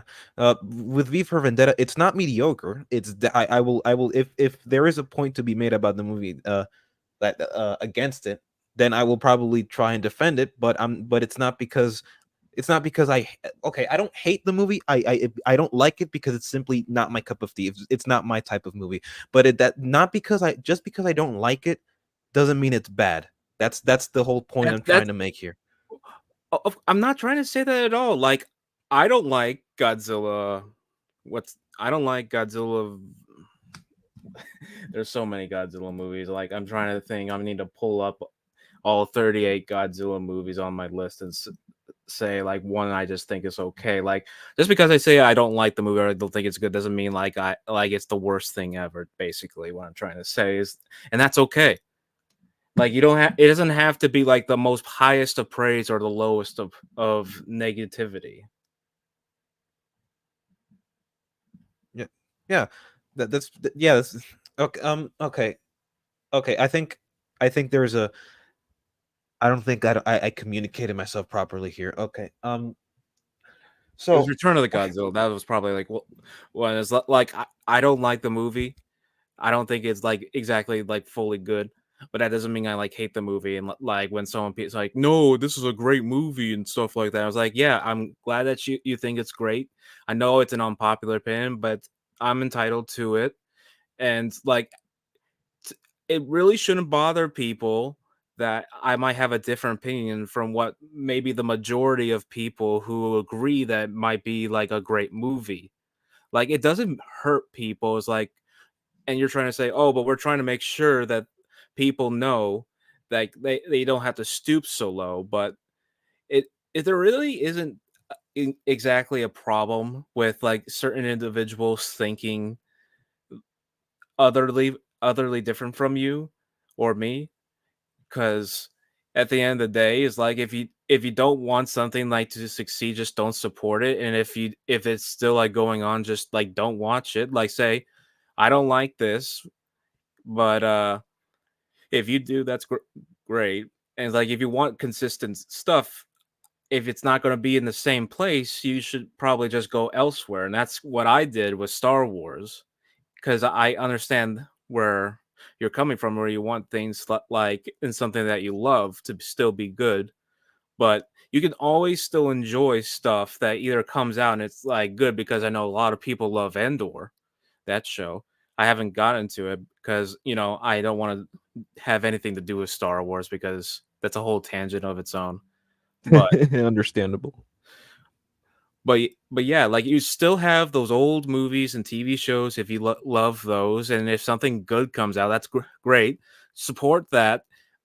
Do that as like say, hey, I don't like it, like, but if someone else does, that's fine. I know that's like I don't want this thing to consistently, in my opinion, be bad, and I understand that. But at the end of the day, is like if you don't want that, you can try to find it from other sources of media, and that's what I try to do as well.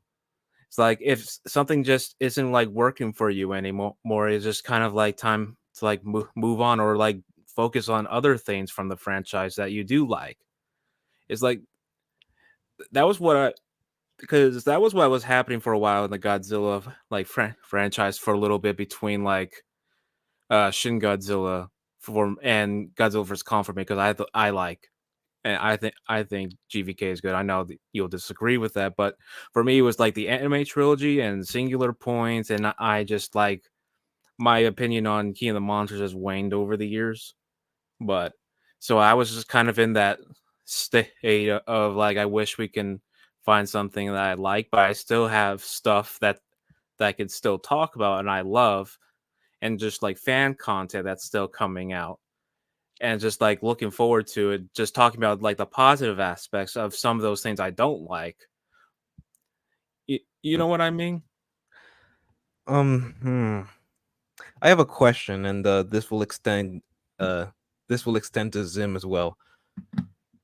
We're all clear with the difference between taste and quality, right?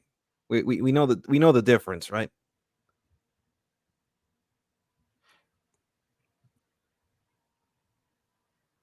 Just to clarify, that wasn't a rhetorical question. I just like Yeah, I'm we just waiting understand. if Rick wants to answer that question first, and then I will probably do some clarifying. Because taste is entirely up to the person. Like we can't take away people's tastes. We can influence it by give showing people different movies, assuming they want to watch it and they want to watch it, or different TV shows. We can always do that. We can influence it, but we will never be able to control it or take it away from them. That is not in our power.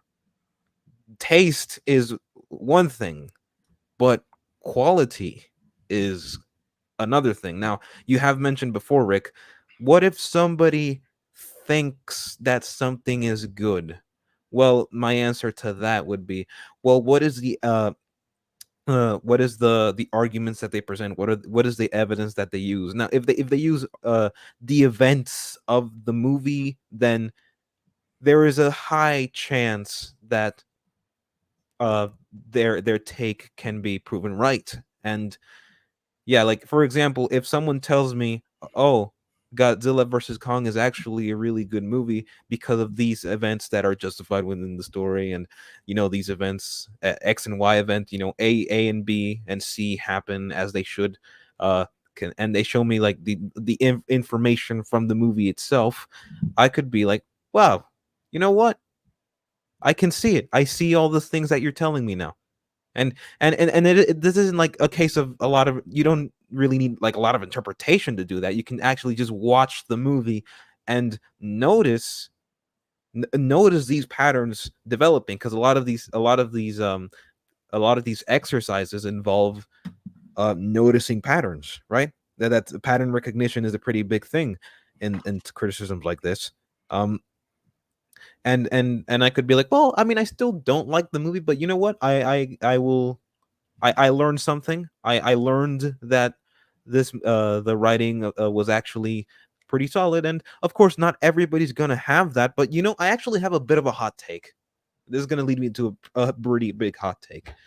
I think because this is based off of what I have noticed, because I have explored both sides of the fandom and ang- angered both for different reasons. One for one side for you know disagreeing with them, and another side for being annoying.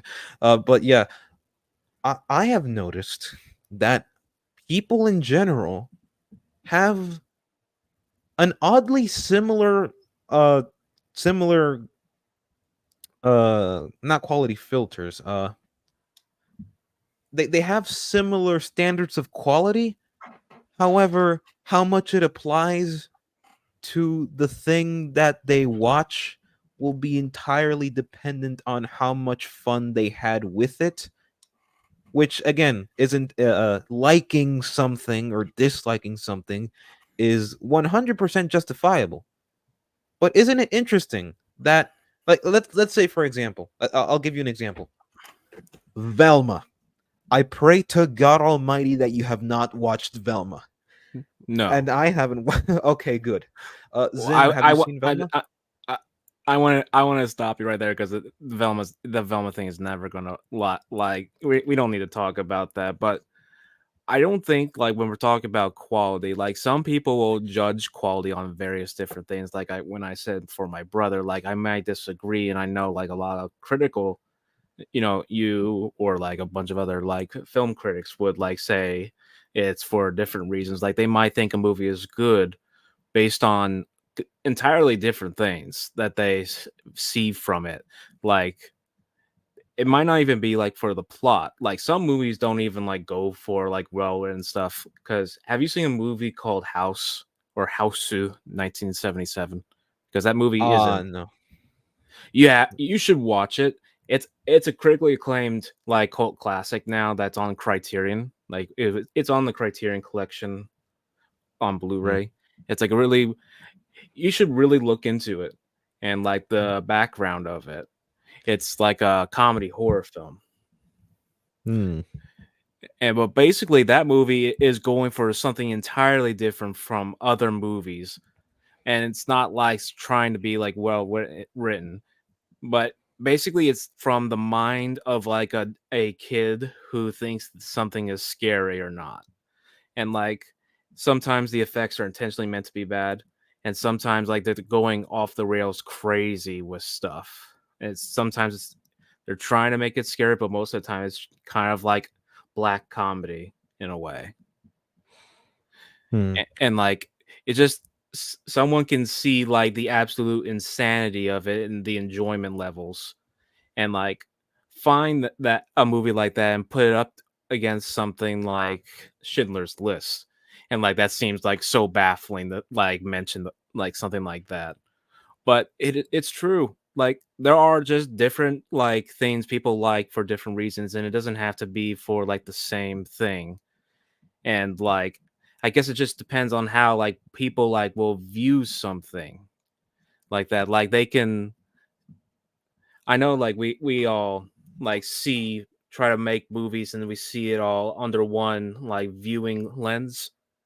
But I like to for me personally, this is probably because I'm different. I try to be like more open about things because I have a lot of different ways. Like if I like a movie, it's if it's very enjoyable or like I'm like having so much fun with it or it's well written or something like that, then it'll get like a lot of high praise from me. So even if a movie isn't like the best written or like has contrivances of it in it, if it has like things like ideas that are like executed in a way that I'm like enjoying it or like it's giving me an emotional feeling, like with the two Godzilla X Kong films, like with King Kong and stuff, then that's going to be something that's going to give praise from me.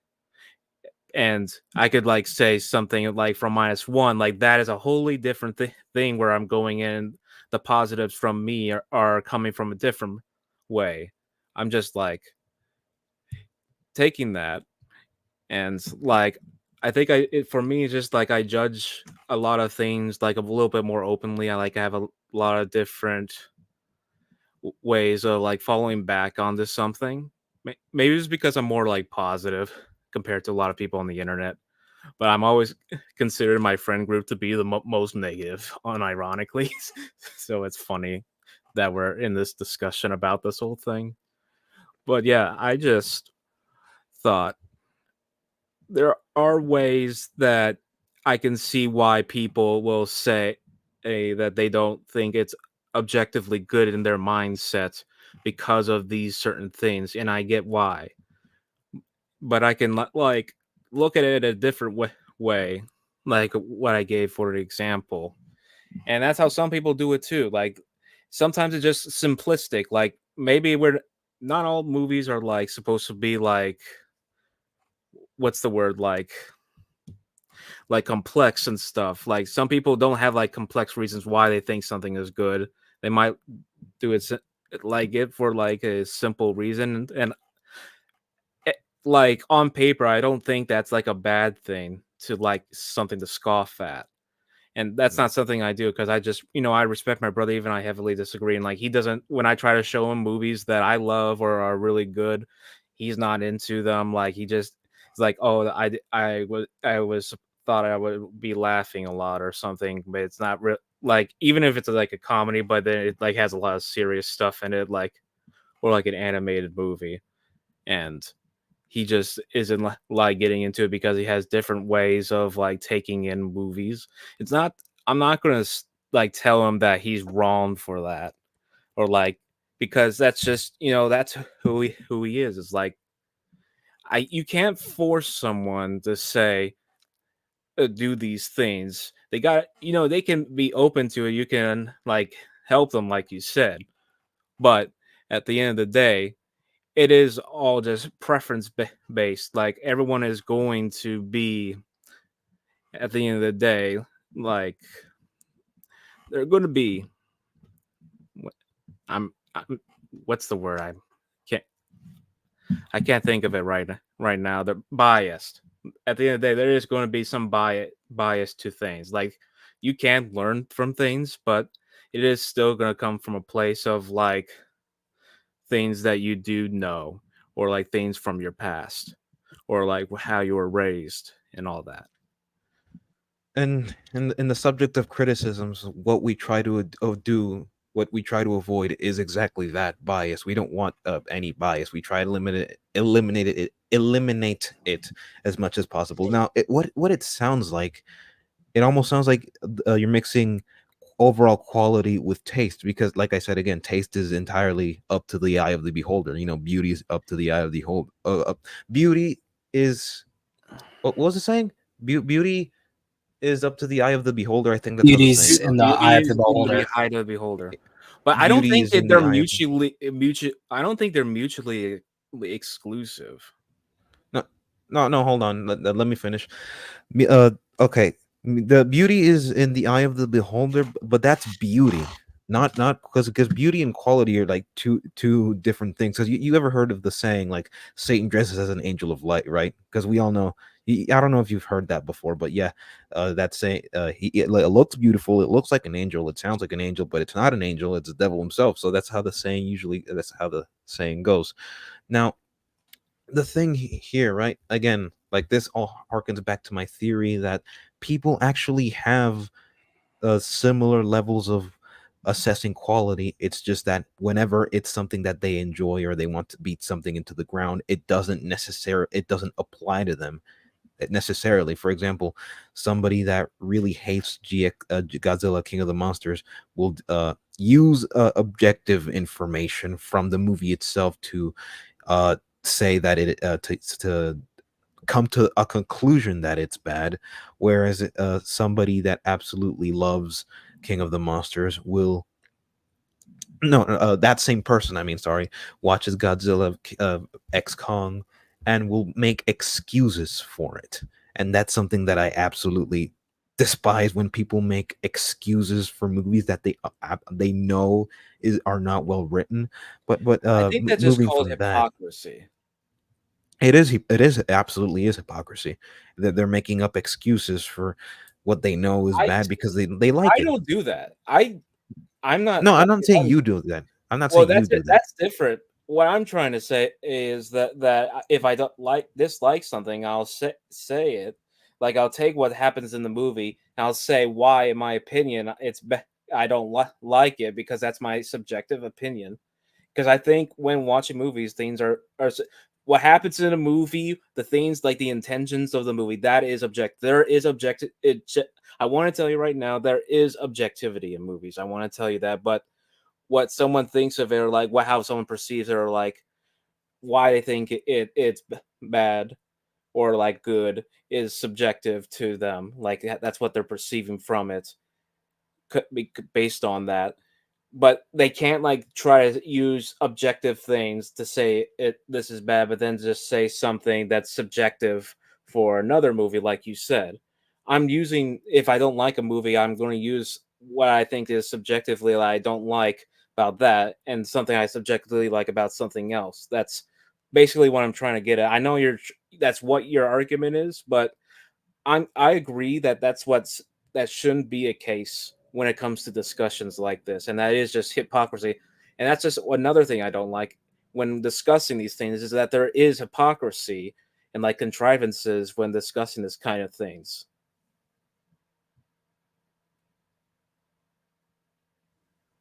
Is it my turn or It's pretty much open. It's open, yeah, still. okay, because I see the armadillo. Oh, okay. Okay. I did not notice the armadillo. I'm sorry. Um again, like I think I think what you're getting at, and correct me if I'm wrong, is that okay, so you said this before, like okay, we have the quality, we assess the some us critics, at least people like us, people like Zimzilla, CGF Movies, Braden, myself, and others. What we do is we analyze using a specific standard, and other people use a different standard. Now my question is, how many people use standards similar to ours as opposed to standards that are more arbitrary and more nebulous, using emotions rather than the information from the movie itself? Like, what's the census? How many people use ways, if not like ours, then akin to ours, as opposed to those that don't?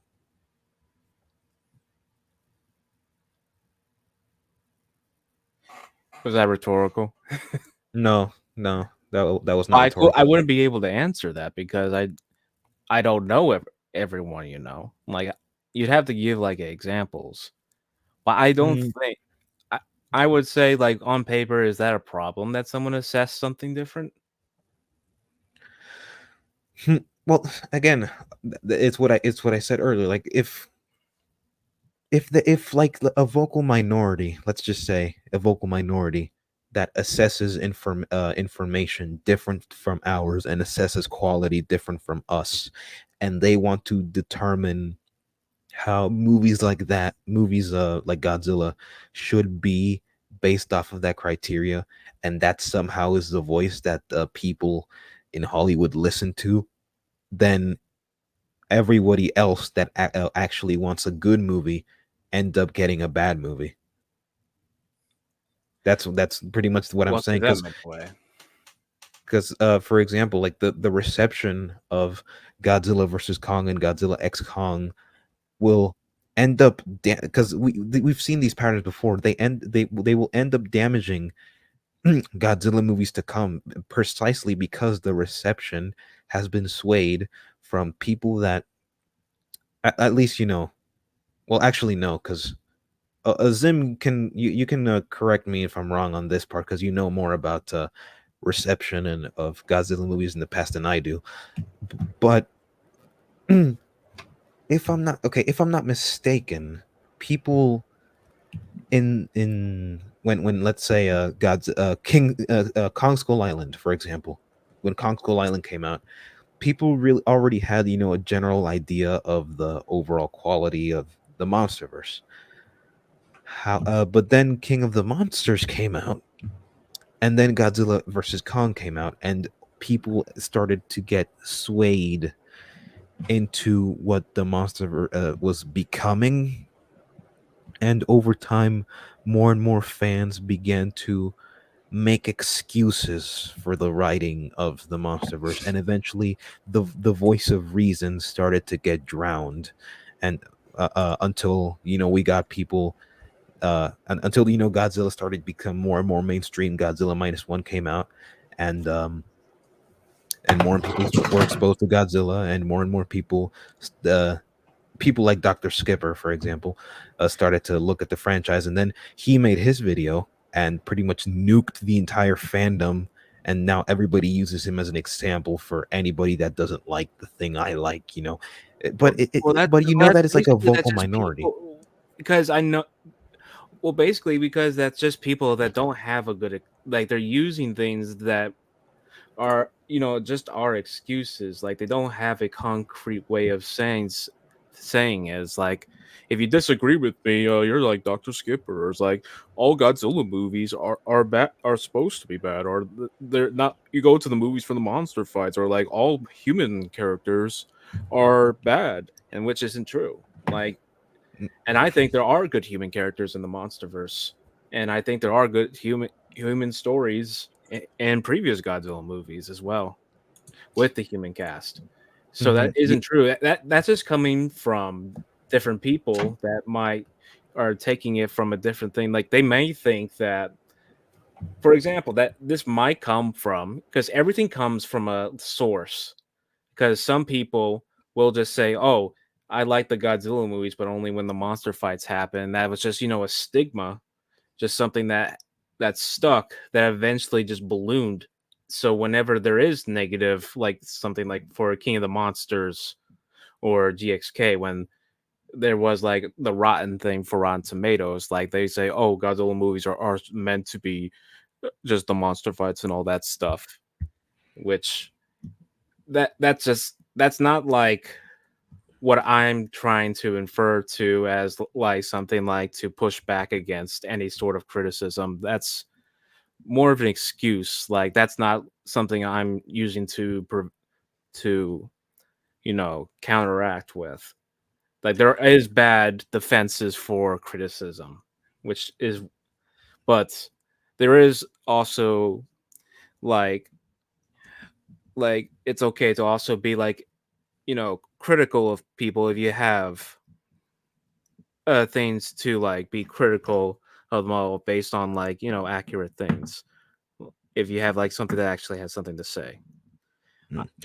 Yeah, and then at that point, we also have to agree what standard we're using when assessing the movie, when assessing a specific movie. Because if we're going by, if we, because I know for a fact, like our standards are at odds with each other. So if we try and uh explain away our arguments to each other while still using different standards, then we're never going to get anywhere. So and this is not just like just an individual thing between you and me, and this is like something in general between people, because if Oh, one has to agree which standard should be the one to be used, and then stick with that.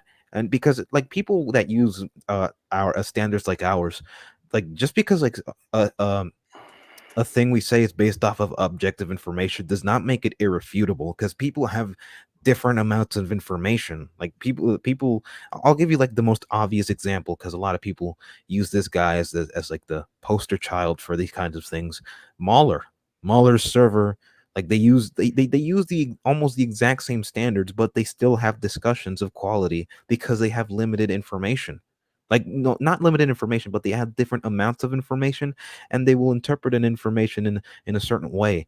And so what they do, they have discussions to figure each other out, to try and understand what the point really is of the argument, and see how it holds up to scrutiny. And if it does hold up to scrutiny, then one side will end up learning something about the other, and realize, oh, this was right, or oh, this was wrong, or oh, this was somewhere in the middle.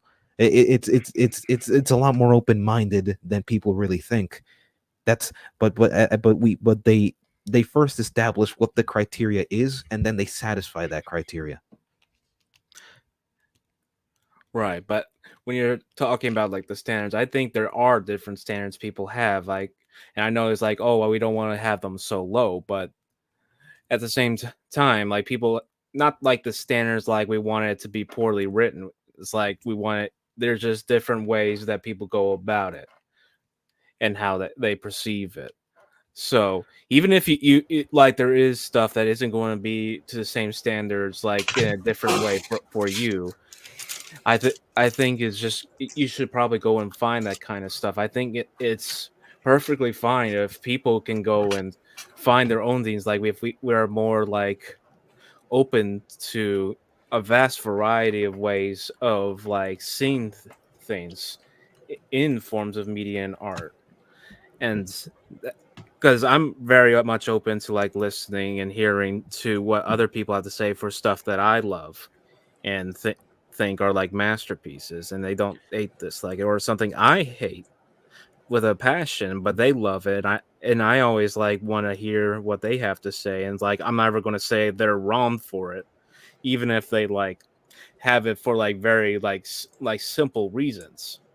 That's just something I'm not never going to like say that they're wrong for doing because Yeah. they might just have different ways of going about it. It's not even just from taste; it's just how they go about with how they think quality for something is, and it's like there are niches. That's why there are people out there, like even some people have an unpopular opinion about something because they might see something. Because one man's trash might be another man's treasure. Because that's another saying. But And yeah, but that I would that say but then that that comes back to, go ahead, generally, sorry. um, I think you two might be still talking past each other a little bit because I think, correct me if I'm wrong, Black, but I think what you're saying in Rick's case is that it's true that people are going to have maybe different standards or different things that they like or dislike, and how they may analyze or perceive something is going to be different. But what you are interested in doing is that even if you don't agree with it, you want to see what it is that they like, the logic and parameters behind their statements. Is that correct? Yeah, that's pretty much where I was Okay. going because I And felt like we then, were going in circles. yeah, and then I would say the other thing too is that I think in Rick, in your case, at least to clarify his point, I think also what he is saying is that he's not saying that necessarily the point, like the ideas or the stories that he is critiquing are bad intrinsically. I think what he's saying is that um, what he can do or what these people are doing or what any of us are doing when we're critiquing this is that what can be changed wouldn't necessarily affect the perception of what these people are thinking in terms of whether they like it or not, because what Black intrinsically wants to do is that if he understands what it is they like about it, i.e., if they like the characters, if you then ask them what it is you like about those characters and they explain the arc in this way, and as a result, if Black is able to then explain how the arc may not necessarily work the way he perceives it to be, then by doing these changes that could possibly work or not work, you would still get the same feeling of elation or liking it the same way, only that quality wise that changes. I think that's probably what you're trying to say, Black, correct? Yeah, pretty much. Okay. Um and Rick, is there anything you want to specifically say on that? yeah, I guess we can conclude it because it's gone on long enough about this sort of topic. But it is like just the big, huge thing about it. But the there is like people who, like you said, we like you want to ask why they think it's good, and it's like if they explain it like it away. But if it like contrives, because you're like your big point that you were like getting at is like if it's only like they're only doing this for Godzilla movies and nothing else, like that can be like something that I would say you have like an argument in your favor. But this is how I do things for all types of movies. And it's not just Godzilla. It can be just about anything else that has nothing to do with kaiju. Like I just have different like ways of like seeing a movie for its quality. But if someone does like have excuses just for Godzilla and they don't have that type of arguments for like other movies, then I think there is something to say about that. but I don't think if someone, I just think they might not have a way to like explain that. I'm not, and because people are different, they might not. I don't know exactly what I was gonna say Well, about I that. think like what you're saying is that overall, generally outside of, I think you're saying specifically what you think I'm saying is can be applied maybe to one genre or one specific franchise, and that you don't think there's going to be a universal standard where um, everyone can agree to these parameters in which we judge all these films by because of the fact that there's so many different genres, directors, styles, etc. Am I reading that right? A little bit, but Okay. the other thing is just that there are just going to be many different ways people, because there's so many people, so many different backgrounds, so many different things. Like there is going to be, I think I understand where you're trying to get at, Black Rooney, with like everyone, because there is going to be, because we do have stuff where a big but popular majority of people in the world will agree on something, but it can always change because even then, like even the most popular thing will have its detractors.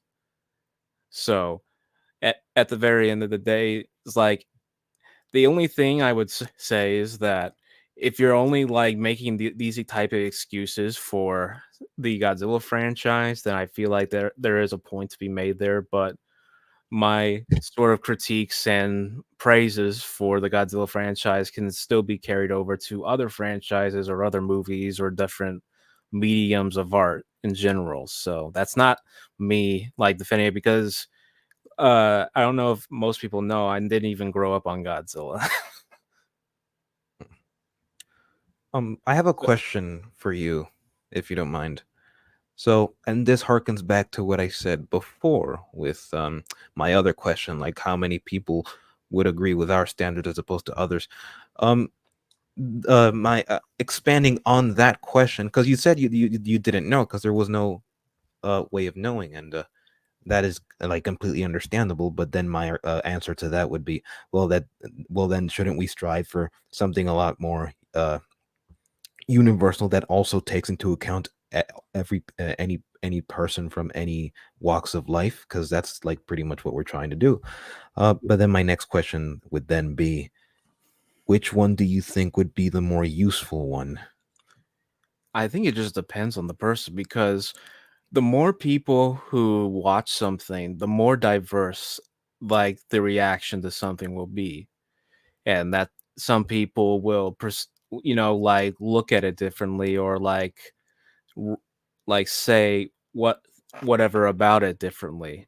So I don't think anyone is ever going to like come to that sort of like universal like 100% agreement on something because in a vacuum, if you do, it's only going to like work in like as small of a vacuum as humanly possible, and you have more risk of that, of it not being the case if you like add more to it.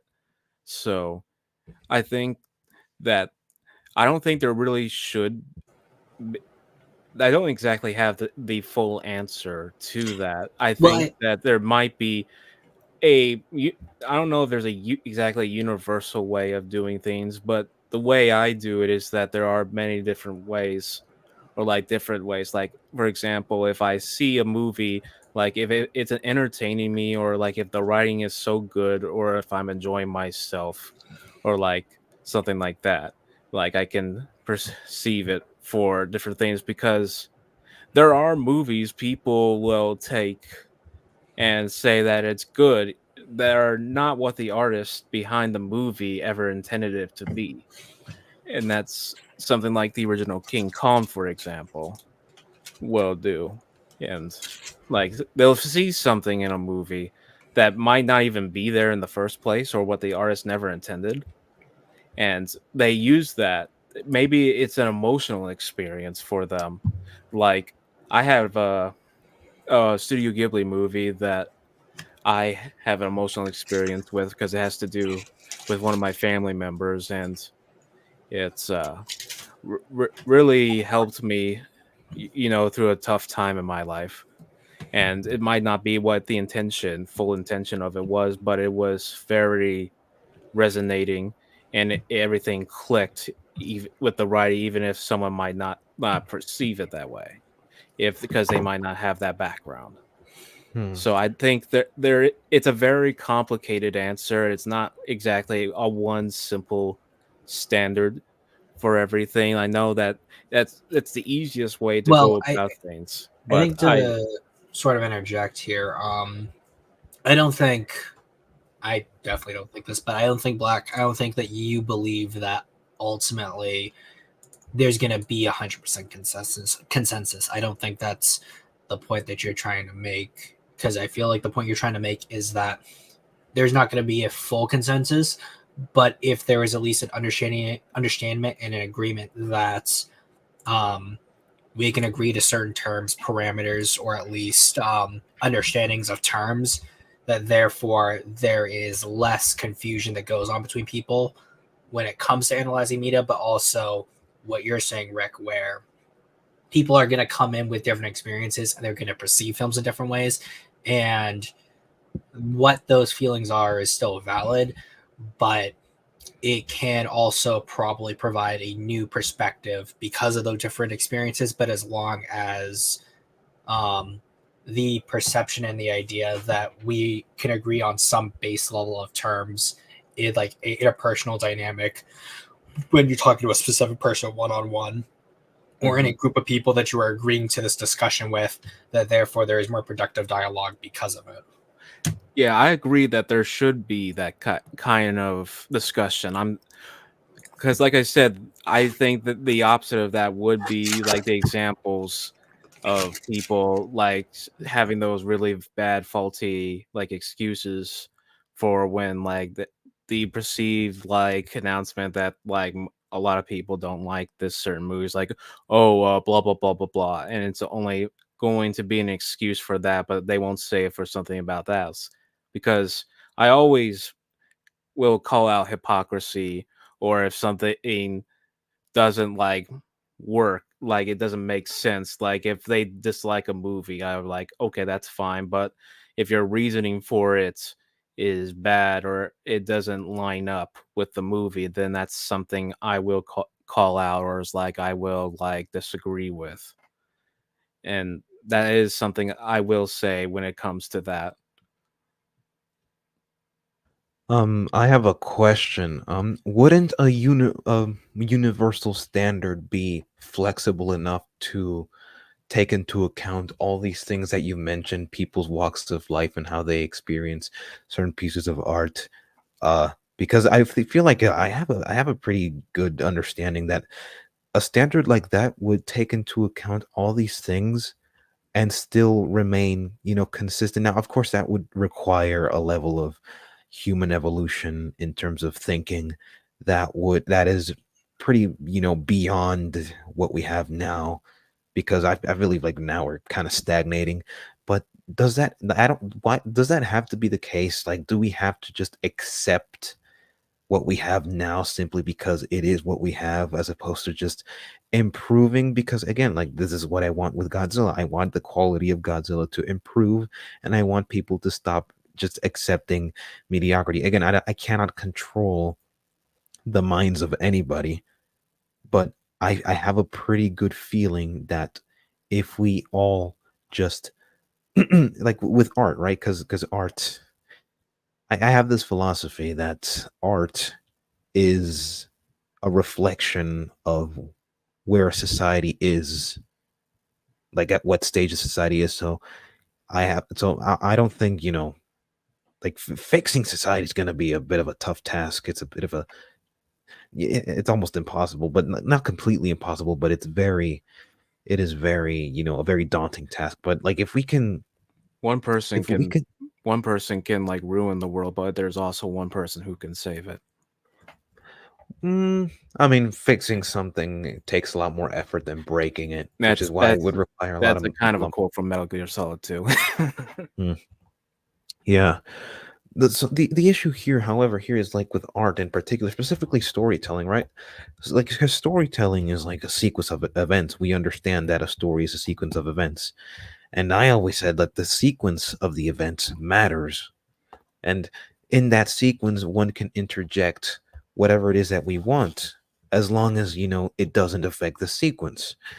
Now, that is like the standard we usually have, because like whenever there's something like wrong with a movie, we will more often than not pick up on it, all right, because we have like an inherent sense for, I guess, reason, logic, right? Because we live in a logical world. Like, there are things that we don't understand, but that doesn't necessarily make the world we live in illogical. Like, if you throw a ball up in the air, it will inevitably fall.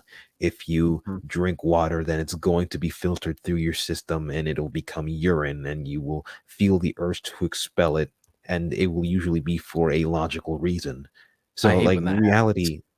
reality in itself, just because we don't understand some aspects of reality, doesn't necessarily make it illogical. However, as opposed to a story, when you're making a story, you're creating a world, so essentially you're playing God.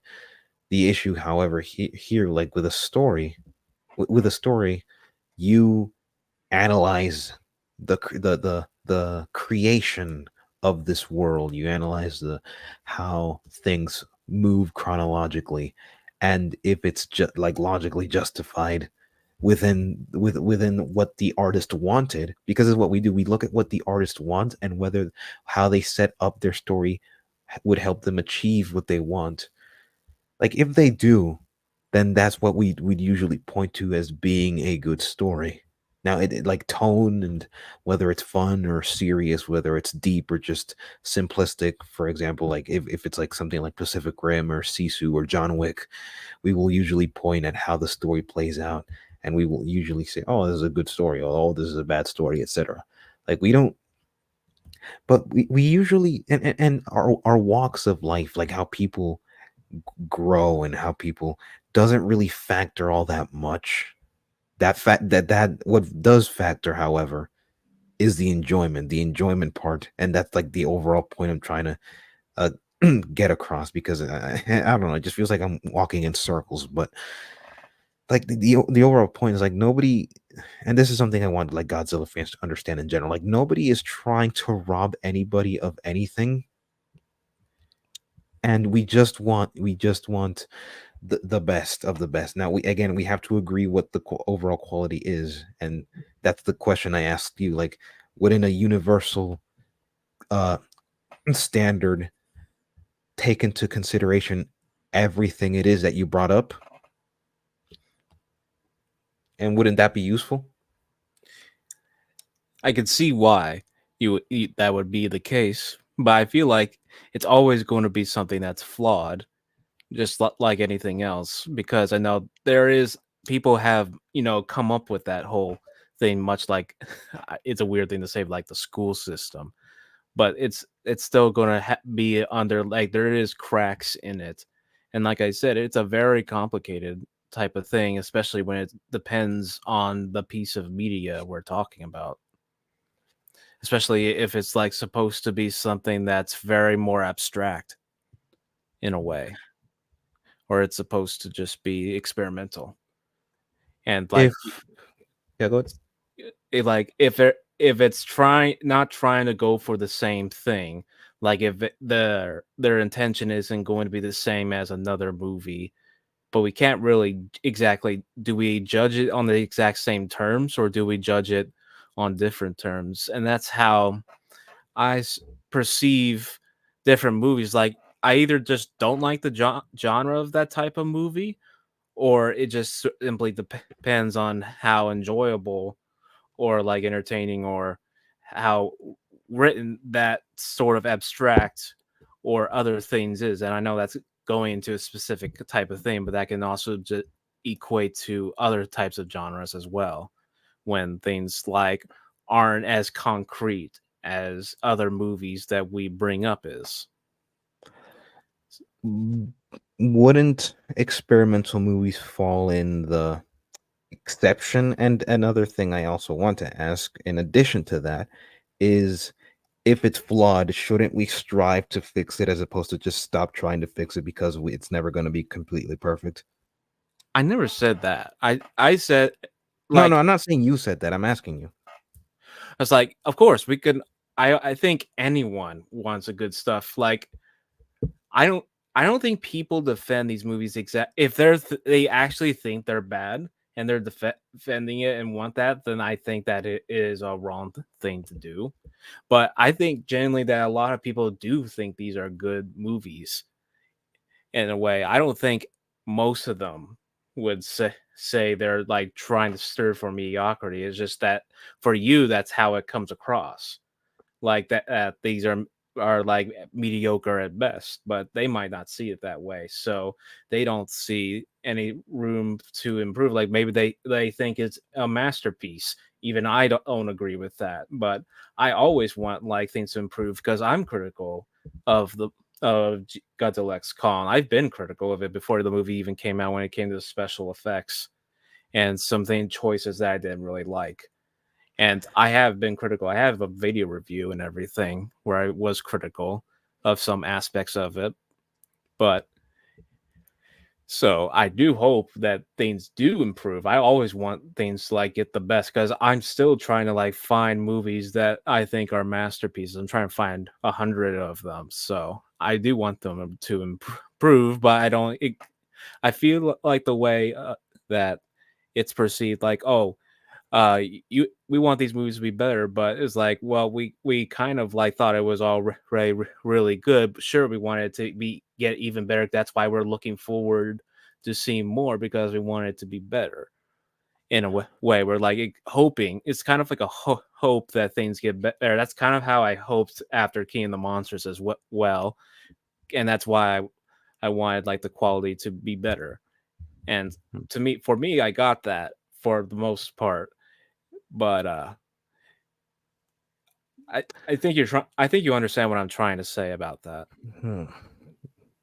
I I have a question in response to that.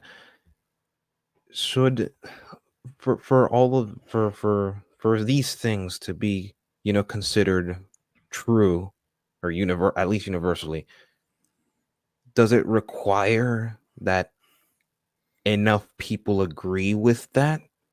Like for it to be true? Like do you need like everyone to agree these things in order for them to be true? For example, when assessing the quality, is that necessary? Could you repeat that? That was a little confusing. Yeah, if okay, first the quality of a piece of art to be considered true at a measurably objective level, do you really need everyone to agree with it? What do you mean by true? True as in accepted, like as in like recognized as a thing, as something that exists. Because Well, everything. Well, all movies exist. no, I mean like the quality I meant specifically. Like, does it Movie's need to be quality to universal? exist and needs it. Do I think it needs like 100%? I don't necessarily think that. I think like usually if we're like going off of like different like review sites or something like that, if we like see the word of mouth and everything, we can say that's like universally not like 100%, but like majority agree that the majority is positive. Because I think we can like we can just go back and just I can the best example I can just come up with off the top of my head is Velma. Like see, not even season 1 anymore, season 2. Like that's the best example off the top of my head, because if that is like if you want that, then we have that show right there, and I think that's just more than enough proof that people uh will acknowledge when something is poorly made, because we do have that inherent ability. It just takes time and practice to develop it. I know there is people that probably do like Velma. It's just a very small very small minority, and the only reason why people watched it is like there's probably just the silent majority and people who hate watch as well. So Uh, there it that's see the thing is that when we're talking about the internet, it's interesting because I want to take Avatar for example. Nobody on the internet really talks about at the first movie. It wasn't like very like after like a couple of years, like nobody talked about it for like years, and then when the sequel came out, we all thought like it wasn't really going to do that well, and then boom, it made $2 billion. Like everyone and their grandmother went and saw that movie in 2022. So, and there hasn't really been much discussion even after that. So, there's also like a show I never even heard of called Yellowstone, and that's like very popular show. So there is also just like the silent majority that just don't like either talk on the internet or they have their own reservations to themselves. It's just there's always going to be people that aren't going to be like you or me then talk on the internet or like have these sort of discussions, like they just go see something or they watch something because they're interested in seeing it. so if an exception exists, does that mean that the quality is now nebulous, like up in the air now? If there's an exception, Exceptions are always such an anomaly for me, and that's something I want to assess sometime myself and think about. So I don't really have an answer for that, but I think that's where I'm going to end that kind of discussion on the whole thing because I just think it's more complicated than it really is, or it's how it's being perceived at the end of the day. But that's just me. It I'm not. It's not trying to be like hostile or anything. It's just that I think there is like like people who really like are hypocritical or like they don't have good points, but people who do, that they are entitled to that, and you're entitled to yours. Is just like I don't think like having that sort of thing for everyone is really going to work because at the end sometimes it does come across as like forcing it upon people, and that's never like really something I myself like, which is why it's something I call out, not exactly for you, but the little platoon video. Like he comes out and says anyone who likes this movie is a brain dead R-word slur. So that was like just another thing that was a different topic, but that's my conclusion to this whole yeah. discussion on that. All right. Well, to conclude on my side, and in the case of Platoon, he comes from he's an Englishman. I think he's like an author and a major in something. I don't remember what, but I think it's something to do with literature because I did look him up.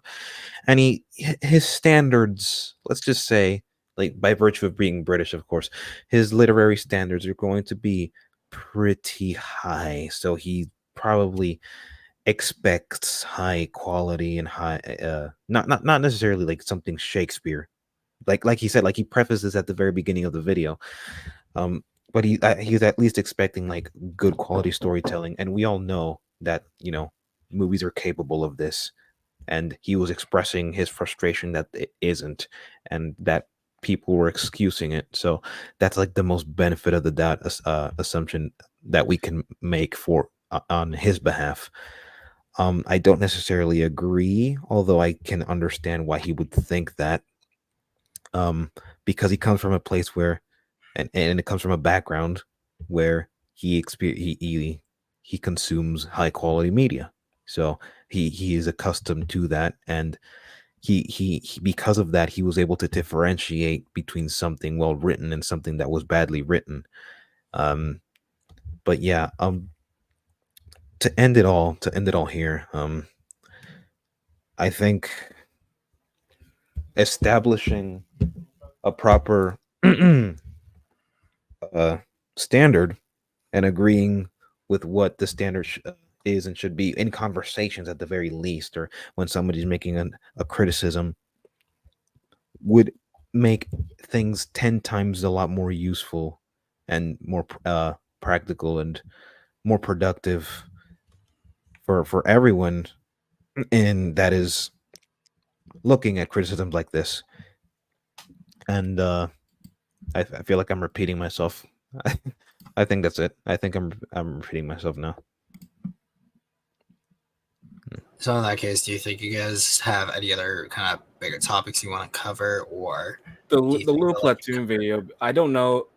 How do you pronounce his name? CMS? see Animus? Yeah, he made a whole video on that. He pointed out that some of the things that he made in the Little Platoon's video that he didn't actually get right because, like, for example, the Gia isn't like prevalent or like she's not important, which isn't true.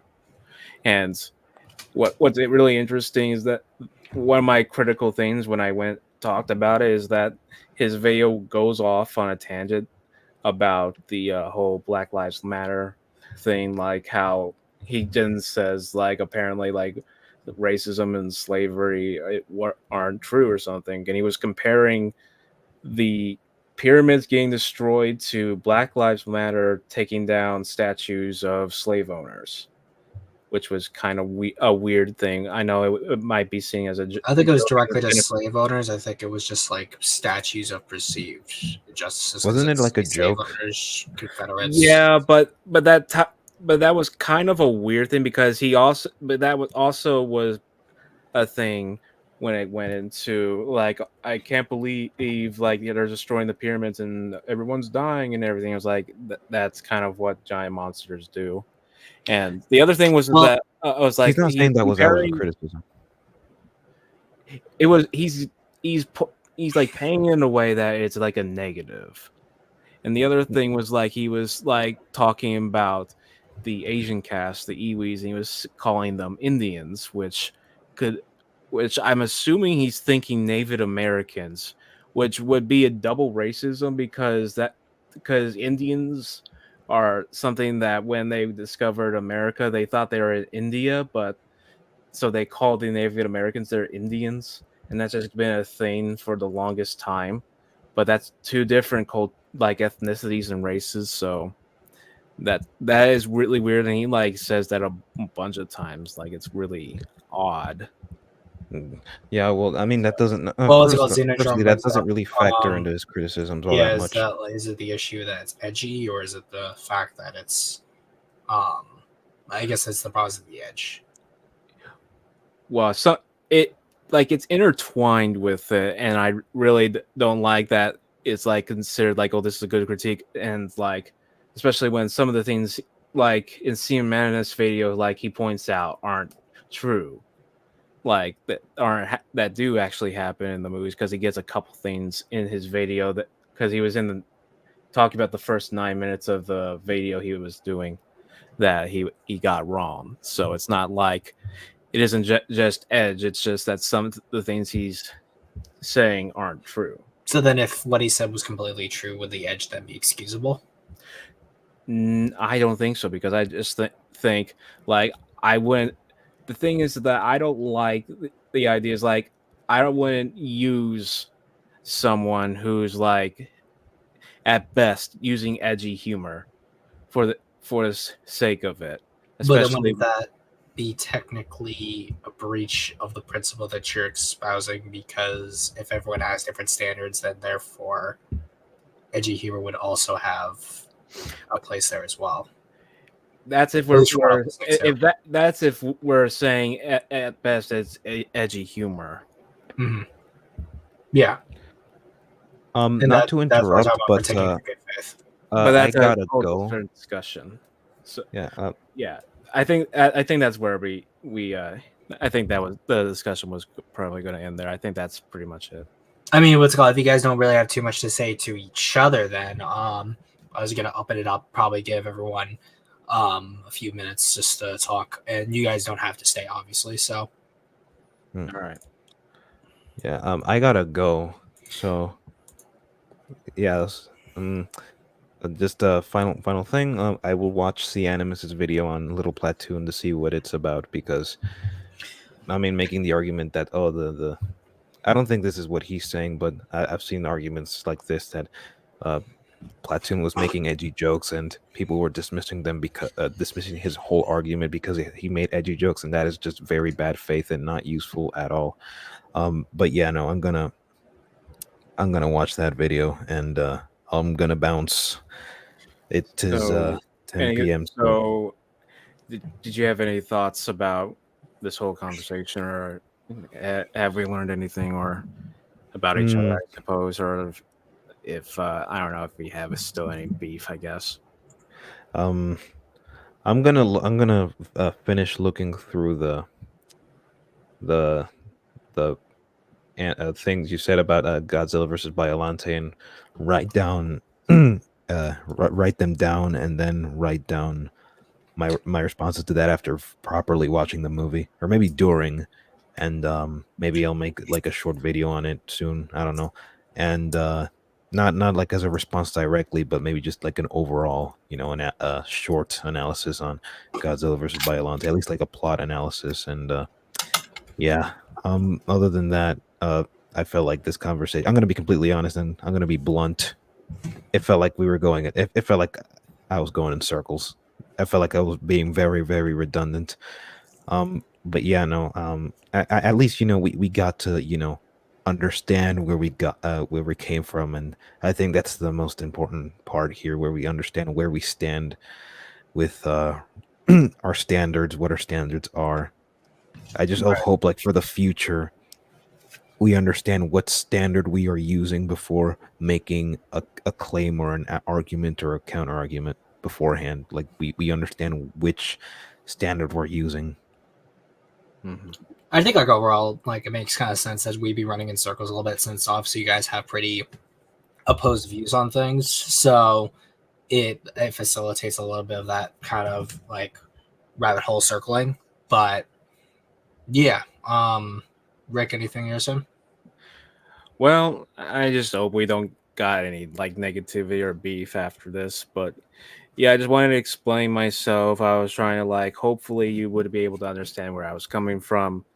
And I just thought that's the way that some things like I didn't like that you were saying that anyone that was being critical of you, like I know there were people who were just using those like very like bad like the excuses and stuff, but we should still like not like put everyone under the same picture, because I know that that is just kind of a, you know, what's the word, I can't think of that, but it Bad is, faith. but yeah, bad faith.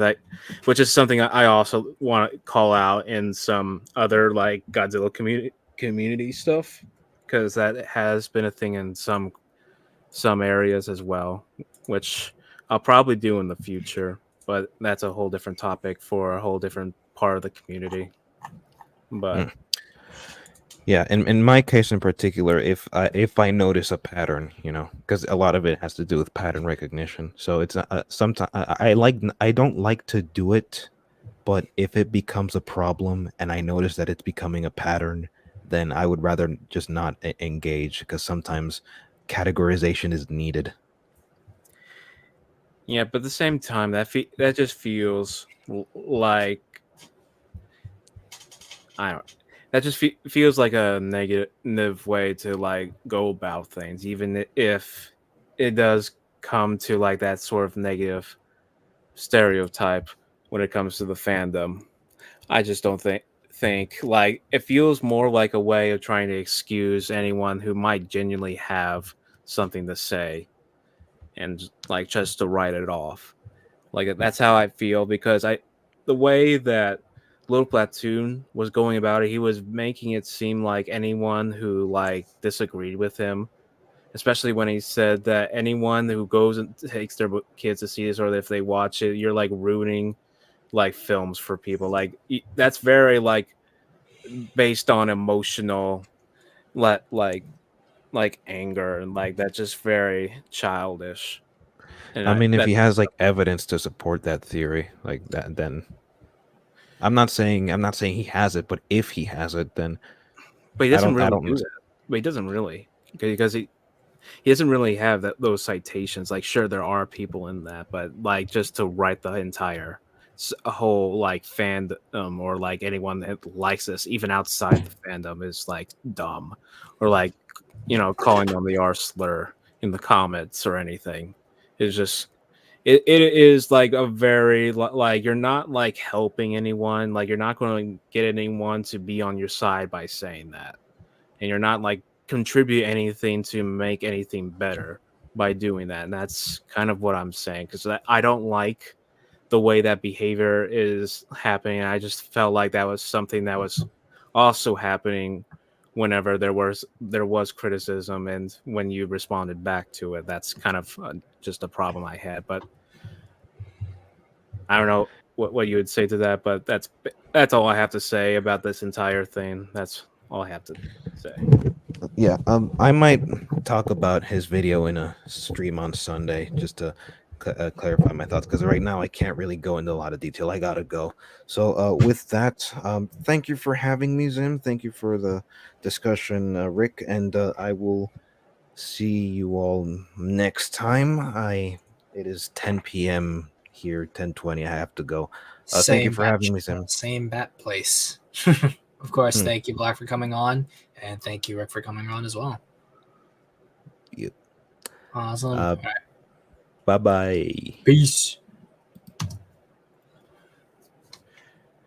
Yeah, I was hoping that we could come to a better conclusion to that, but No, I think like what's it called? It just comes with time and stuff, and I think that like not a lot of people do these kinds of things. So I I think just wish it could have been done in one sitting. Like you said, things like interpersonal stuff isn't always that simple. So Yeah. Well, like like I said, I'm fine if like his type of like quality and like he's going about it in that way. I just don't think like the behavior he was going about it and the way he was interacting with people was. I thought it was kind of like, I don't want to say the word problematic because there's a negative connotation with that. yeah, no, understood and understandable, I guess, but that's something we could definitely cover for another time. But if you do want to stay for the rest of the open mic stuff that we're gonna do, you're more than welcome to. But if you need to bounce out, because I know you said you were also busy yesterday, you don't need to stay. What else are we going to be talking about then? I'm not sure. It may just be a holdover from this, but not specifically talking about like you or him specifically. Hey, what's up? Shling shlong. Fing fan foom, my friend. Shali shala. I don't know what they might have to say about it. I don't know. I mean, yeah, what's it called? That's the joy of it, is just kind of bringing people on to the end to sort of give their thoughts as well. Yep. So, yeah. Hi. We put the scroll in the center, and then we do the ritual dance. So, that was actually really good. That was fantastic. Yeah. Honestly, it's kind of refreshing to just see two Godzilla fans with opposing opinions just talk.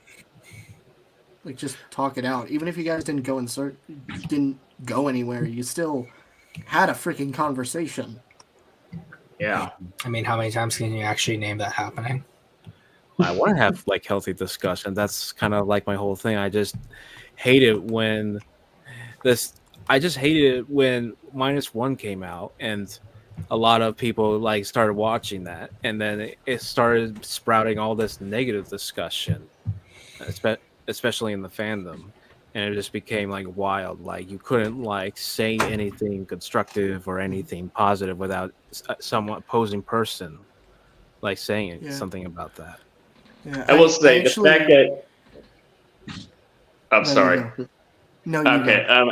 I would say the fact that -1 was like such a phenomenon when it first came out, that everybody was like talking about it. Like you couldn't even like, in terms of like film discussion around that time, you couldn't look anywhere without seeing people talking about -1 in some capacity, even people who don't typically talk about Godzilla media. And so, yeah, like there's the discourse has certainly been, it has expanded, aggressive expansion, if you will. And Yeah, domain expansion. Imaginary technique. I'm sorry. That was the first thing that came to mind. No, but I actually, since you brought that up, I remember the OmniViewer did a video about just that topic, specifically comparing it to how The Dark Knight affected, like people's perspectives of like Batman as a character and how he should quote unquote be. I think Oh, that's on gonna that point, it's gonna be Yeah. fun because there is gonna be a Godzilla Batman stream I want to do with a lot of people who want to have their piece on that. So, okay. that one, I need to plan because I know a lot of people are interested in it, and I want to get as many people on for that as possible. Yeah, you all need to mention Godzilla versus Kong versus Justice League if you're doing that. Godzilla versus yeah. Can we That's go the other to an thing. alternate universe where all these canceled Godzilla movies and King Kong movies happen? Because that would be pretty cool to add to the collection. Probably not, because we wouldn't have a lot of the movies that we have now. But I'd love No, to we just see... take them from a different universe and we bring them here. That'd be pretty cool. Yeah. Fair. Okay, yeah, I see what you mean. Yeah, Yeah. I would love to see the original planned, the film that would eventually become Godzilla 1998. I would have loved to see that original concept I played apparently out. I heard that they had like Godzilla had a fart joke, and apparently there was a dude hitting on a miner. So I'm gonna be reading through the script. Okay, The last part I think is not necessarily accurate, and what's it called? I know exactly the one person who keeps making that point. It's incredibly disingenuous for them too, but that's gonna be coming because I want to do more. Yeah, that's where I don't got it recall- from. But I don't recall was like, the whole. I don't recall the whole hitting on a minor thing in the script. I've read the script 3 times already. I don't recall that at all. I remember when I posted about that, and people were posting about Roland Emmerich hiring on. I was like, perhaps we treated the film too harshly. No, look. Godzilla would having a love fart to joke. see- That I can take. That I'm perfectly fine with, even if it's just one moment. I don't mind it. But yeah, frankly though, I still would have loved to see the concept. I still would have loved to see that concept realized, just because. Come on, I love the Griffin. I want to see the Griffin in action. That would be awesome. Well, there is actually a monster. I would have loved to see the Godzilla 2 by Roland Emmerich. That would have been cool with That one as well would've been the interesting. Queen Bee. Yeah, that one. Yeah. have you watched that Godzilla versus Griffin like shorts by Lost Utopia? Yeah, the one. Yeah, he's, the the Lost Utopia ones. I asked him if he can do some animation for me for my fan cut of Shin Godzilla. Interesting. Yeah, I've seen that one. It's genuinely one of my favorite pieces of Godzilla fan media ever. Because holy crap, this is phenomenal. Yeah, it's just like Though he outdid himself with the one after that, the Living with Monsters mockumentary. Oh yeah, as well. That one was pretty cool. Yeah, that one was fantastic. I don't know how he was able to pull all that off. Yeah, crazy.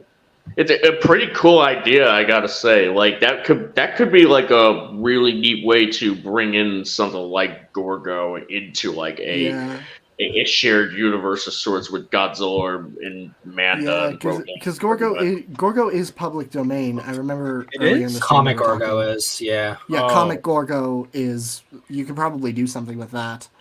So, Wait, does it mean you could put Gorgo in a Godzilla comic, or like technically, yeah? Holy, what the? You could probably fit him into. You could probably fit him into a movie. That, With Gorgo, you'd have to be following specifically a lot of the Charlton comic universe plot points, so you can't do anything from the movies. Plus, design-wise, you need to stick closer to the portrayal in the comics versus the portrayal in the movie. So you Because can't, then like, when you redesign it. honestly, I think that may be a case to where if you're redesigning it, you and you're putting it in a movie, it's possible. The thing with anything that's like public domain that well, since Gorgo is partially public domain and some of it has rights attached to it, the issue that always arises with things like this is that it doesn't stop them from suing you. It's that they don't have as much probable cause to sue you because they don't think there's enough to actually allow them to win. It's the same issue as to why there's not a whole lot of King Kong stuff based on the book, because the book is in the public domain, but there's so many different companies that have rights to certain aspects of Kong to where there is enough money in you refusing a cease and desist that if they last it long enough, you could capitulate because you just don't have the finances to keep fighting, even though technically, for all legal intents and purposes, you could be right. That's the thing with like any kind of legality is that there needs to be precedent and there also needs to be like cause.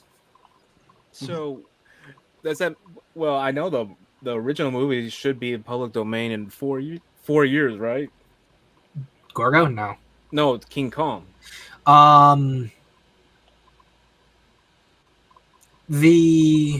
Yeah, it should be in that Does case. that mean like you could use King Kong or like the ideas from the King Kong movie in something? That means like you could. It would be you could pull more from the movie without having to worry about like getting your nuts slapped from some right. people holding the rights to that one aspect. That means we would probably get more Kong stuff in like a few years or announcements of it, like in.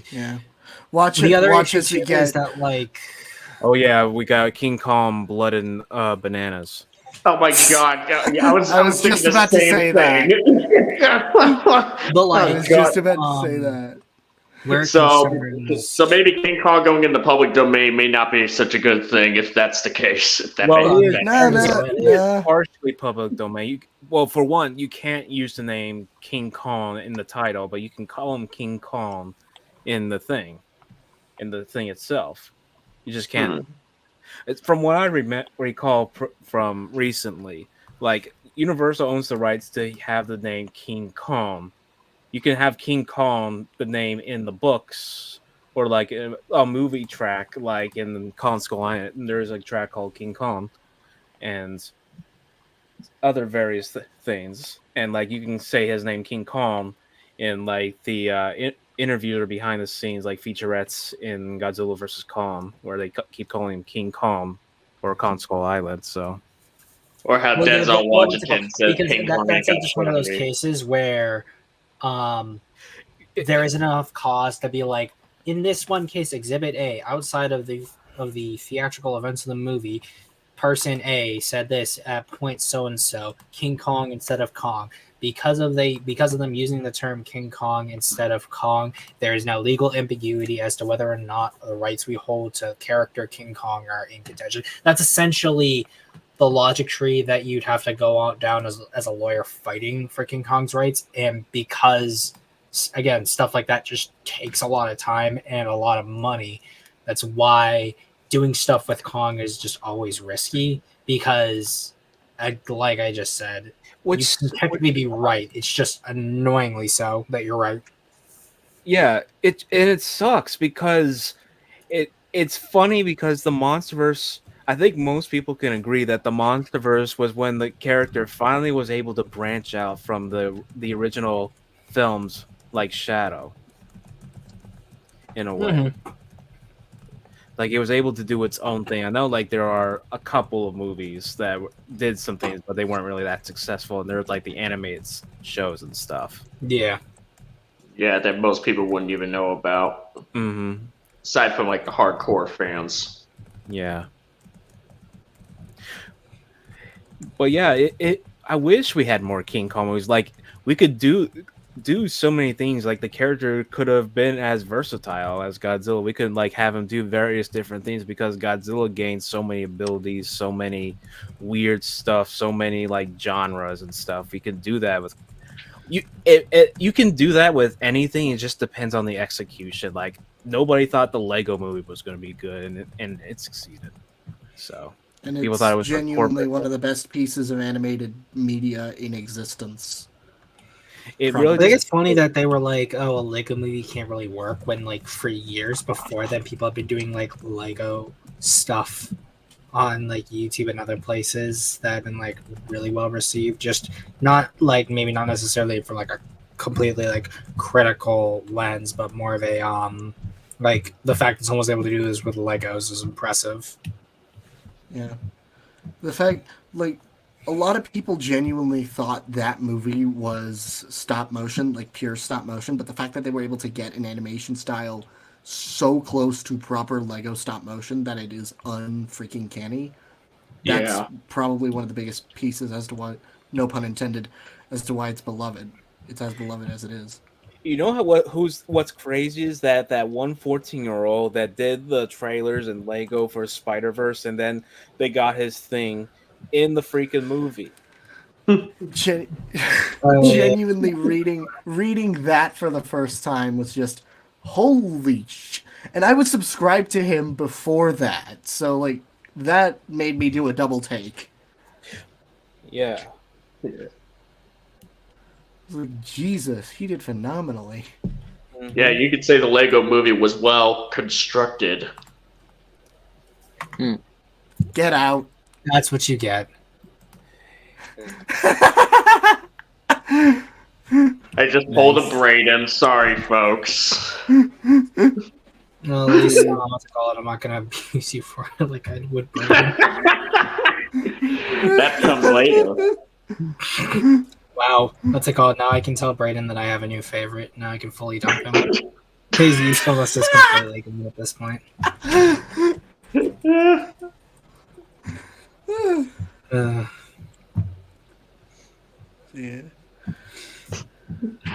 Yeah.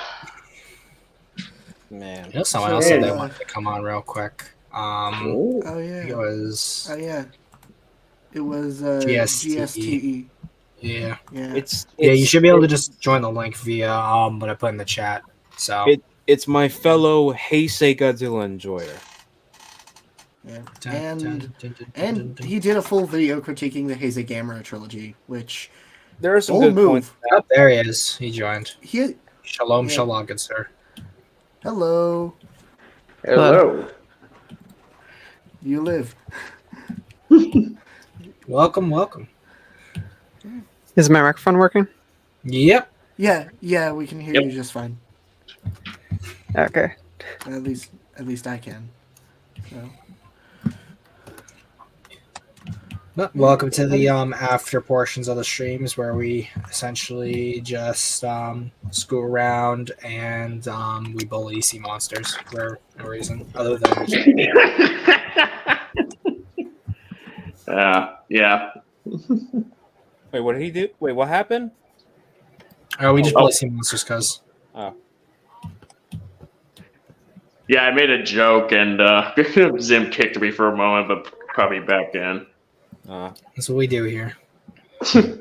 Yeah, sorry, my brother popped in. He was asking about one of Pointless Hub's videos, specifically Specific Rim 1, because of one joke that actually is a really good point.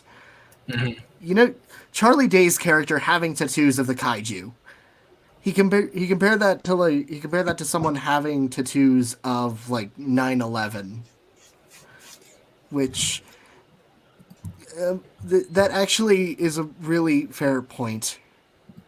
Like, I mean, what's it called? Considering what people get tattoos of in the real world, I'm not surprised.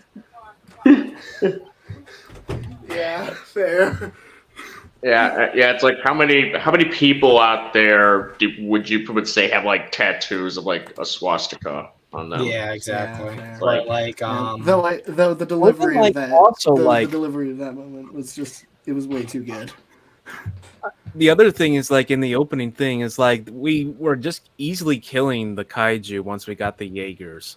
That it just became a joke, and we just see them like being like merchandise and stuff and like on talk shows. Mm-hmm. And it's funny because that's kind of like a funny commentary on how Godzilla eventually became throughout the show era where Godzilla wasn't as taken as a serious threat and he was like more fun and like people liked him. Like he was, you could see like merch of Godzilla like in Godzilla versus Ghidorah. Mhm. So Oh, there was like even like I think I even saw like a couple like Playmates Godzilla Kong figures that were like in Bernie's room in GX10. Yeah, they were. Yeah, That was so I remember good. that. I think they actually had the Titan Tech Godzilla specifically in that scene, which The old one. if that's Like, the one that- case, then Mega Godzilla actually canon to the MonsterVerse confirmed. Bernie also has that one poster that was in Ford Brody's room from 2014. oh He's like, yeah, how did he that. get that? How did he get that in pristine condition? Bro got it. where the hell did that come from? Bernie, Honestly, Bernie- though, He was in Honestly, Janjiro though, the whole time. I yeah, love honestly- Bernie, man. He's so good. honestly, one of my biggest questions in regards to like these kinds of worlds where the kaiju themselves are not as prominent, or like for example, the robotic for a MonsterVerse. second that was not as prominent. Like where the kaiju are not fictional characters in their universe. Like for example, the MonsterVerse, there is no implication that Godzilla as a movie or as a fictional character exists in this world. So how would that affect something like the culture of the time? Because Godzilla himself became a cultural mainstay for, like, obviously, he like, even before the MonsterVerse happened, dude was not unrecognizable. But, like, without the fictional character of Godzilla himself, how did the world get to that point? Did another kaiju come in? Was Gamera the one to replace him or Well, something? no, we all know that Well, after the end of kaiju World War it II, just means it was strange beast, which I think it just like it's just meta in a way. Yeah. Well, no, fair. there's a really easy answer. After the events of World War II, what's it called? Tomoyuki Manaka, with the help Tanaka. of Meiji Saburaya and Saburo Honda, made the hit film Gigantus 1954, which then spawned the series Gigantus Lord of the Monsters, the 56 Americanized version, with actor Steve Bloom in the main role. Let's go, Steve Bloom. Based. After that, there was the Based. second one, The which better was Wolverine. Gigantus Strikes Back, also known in the States as Golzira the Fire Monster, which no one really talks about. And then we got Gigantus versus Gigamoth in 1964. Don't forget my favorite when they team up with the Big Birdie. Oh yeah, what's it called? Maximum Burtis was like truly a awesome monster to be sure. His name is Big Birdie. Actually, the Gigantus Complete Work says otherwise, so maybe Don't forget about the Return of the Giant Condor. Well, what's it called? Yeah, the Giant Condor They was a They mainstay. called it Rodan, and in America they called it Radon. Modon. Well, I think No, they did that for the Radon. Heisei Godzilla That, films. that Rodan is Radon in Japan. We call it Yeah, Rodan. Radon. Well, I think they Yeah, did I that don't mostly because of understand the radiation. Yeah, that was why they changed it to Rodan for American releases, but they just say Radon in what's it called in Japan still. Well, isn't radon a form of radiation? Radon's an element. Yeah. Here's the thing: Also- Rodan's referred to as Radon in Godzilla vs. Mechagodzilla 2, so they still didn't even learn. Wait, no, Well, isn't that just how they say Pteranodon in Japan or something? Well, they say Pteranodon. And Yeah. Radon also, well, what's it called? Radon is how it's the katakana for it, I think, is actually Radon instead of Rodan. And then when it was brought over to the US, they changed it to be Rodan. And I think there was something to do with the fact that like Radon was related to chemicals, so for marketability it was Rodan. But well, I don't know about the show era, but I think the Heisei era, like his creation was from uranium waste on like the island or something, so that might be connected to it. yeah. I wanted a fun fact about like the wording of things. You know how like in old dubs they call Godzilla Godzilla? Or Yeah. Godzilla. Yeah. Well, that's because in Japan they don't have er in their in their words, and so my favorite game of all time, Shadow of the Colossus. The main protagonist is Wonder. In Japan, it's called Wander in the Colossus, but Wanda, it's called Wanda in the Colossus. So, so when we go to Godzilla, I guess some people think, oh, they have it with they don't have an er in Japan, so they go Godzilla. Mhm. And the way they pronounced Godzilla or Gojira back in the day was like Godzilla or Gojira. Mhm. Like it kind of sounded like Yeah. a Z. Like Yeah. it wasn't Goji. It's Goji. Like Yeah. that. It's not exactly like translational to Translation ain't a our proper science.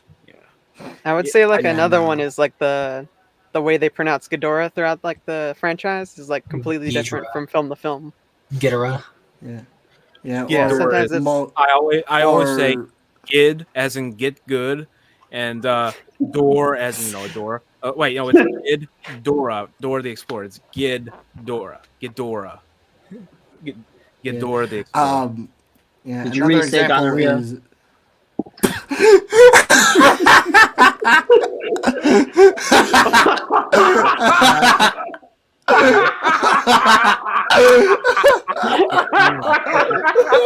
Oh my god! What the hell?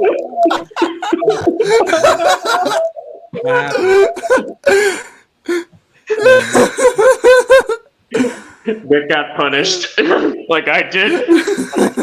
What was the joke? Vic. It was the Cotton one. It's the King Gonorrhea. Why? Yeah. That is a sin. That is a sin. That's why I picked one for War. I will say that is like the worst joke in King of Monsters. Like as Oh yeah, as good as absolutely. it is, yeah, that joke was kind of like did you have to? I did. Why I did like the. Does it I even did like make the Oh My Ghidorah? Godzilla one. I did Yeah, like that one. yeah, that one's better. That one's better. Not to say like the jokes are like Shakespearean or anything, but it's like Oh, in no. that movie. Oh, But they're but they're not. They're, like most of them, except for the gonorrhea one, they're not bad. Pretty much. Yeah, no. When They're fine. I would say. when just they fine. see Godzilla in the Hollow Earth and like freaking Mark Russell is like, my God, and then freaking guy the Get Out that just says Zilla in a really different Yeah. tone. Like it just ruins the moment of it. I love it. I don't know. I thought that I was pretty love it. funny. Yeah, but Yeah, have that's you funny noticed that joke was used all the time before the movie came out. Now nobody uses it. Yeah, that's true. I don't care. I love it. I do like the joke where he says where like after Mark says open the shields, he's like, oh yeah, let's invite him over for a beer. You're out of your goddamn mind. Yeah. That one's also funny. Or like the or even if it's a serious action scene, it's like even if it's not really meant to be a straight joke. If I had the two of you for parents, I'd run away from home too. What? Like that was pretty funny. Yeah. Yeah. Hey, Yeah. hey Vic, you haven't been talking much. How are you? I've just been enjoying the the ranting and joke making. Honestly, I wanted to ask your opinion on the Godsey ban. the new Zilla character. Yeah. I thought it was cute, pretty neat. I'm glad to see Zilla come back in some way. Yeah. I Happy for I the transition.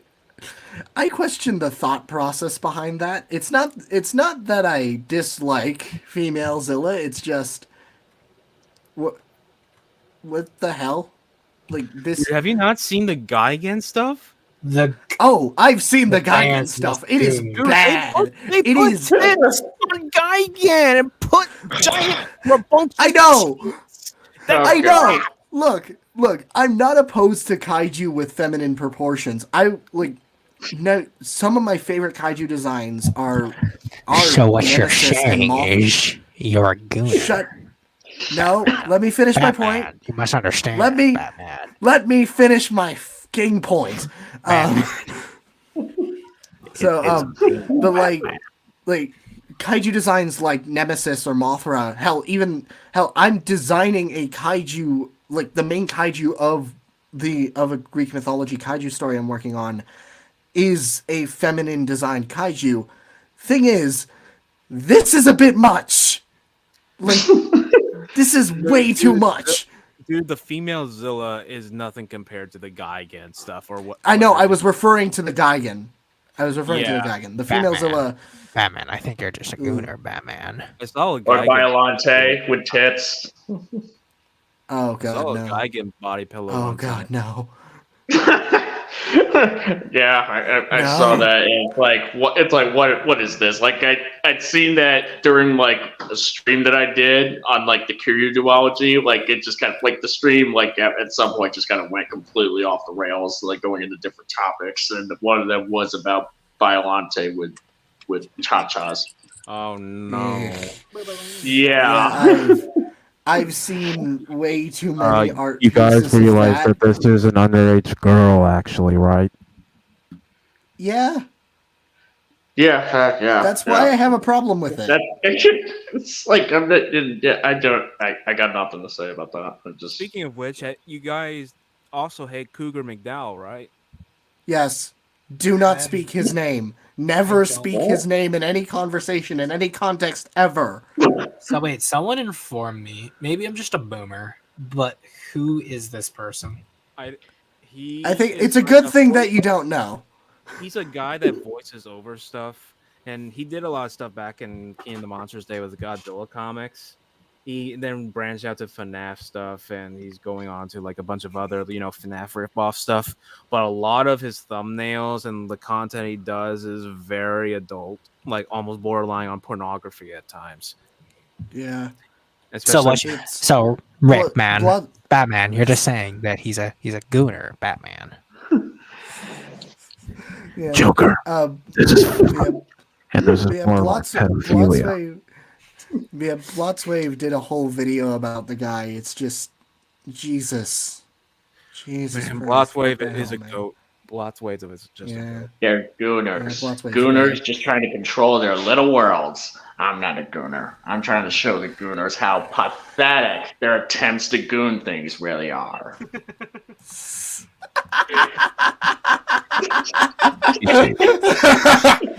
Oh my god.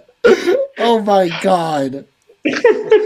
Stuff his ass, Batman. Yeah, like My favorite. I actually saw like a recent like re-showing of like The Dark Knight like back in April. Yeah, like it still holds up. It really does. Like You guys want to know my favorite quote from it? what? It's like, hang on, I'm trying to get into character. Batman has no testicles. He'll find them and squish them. He'll fucking make you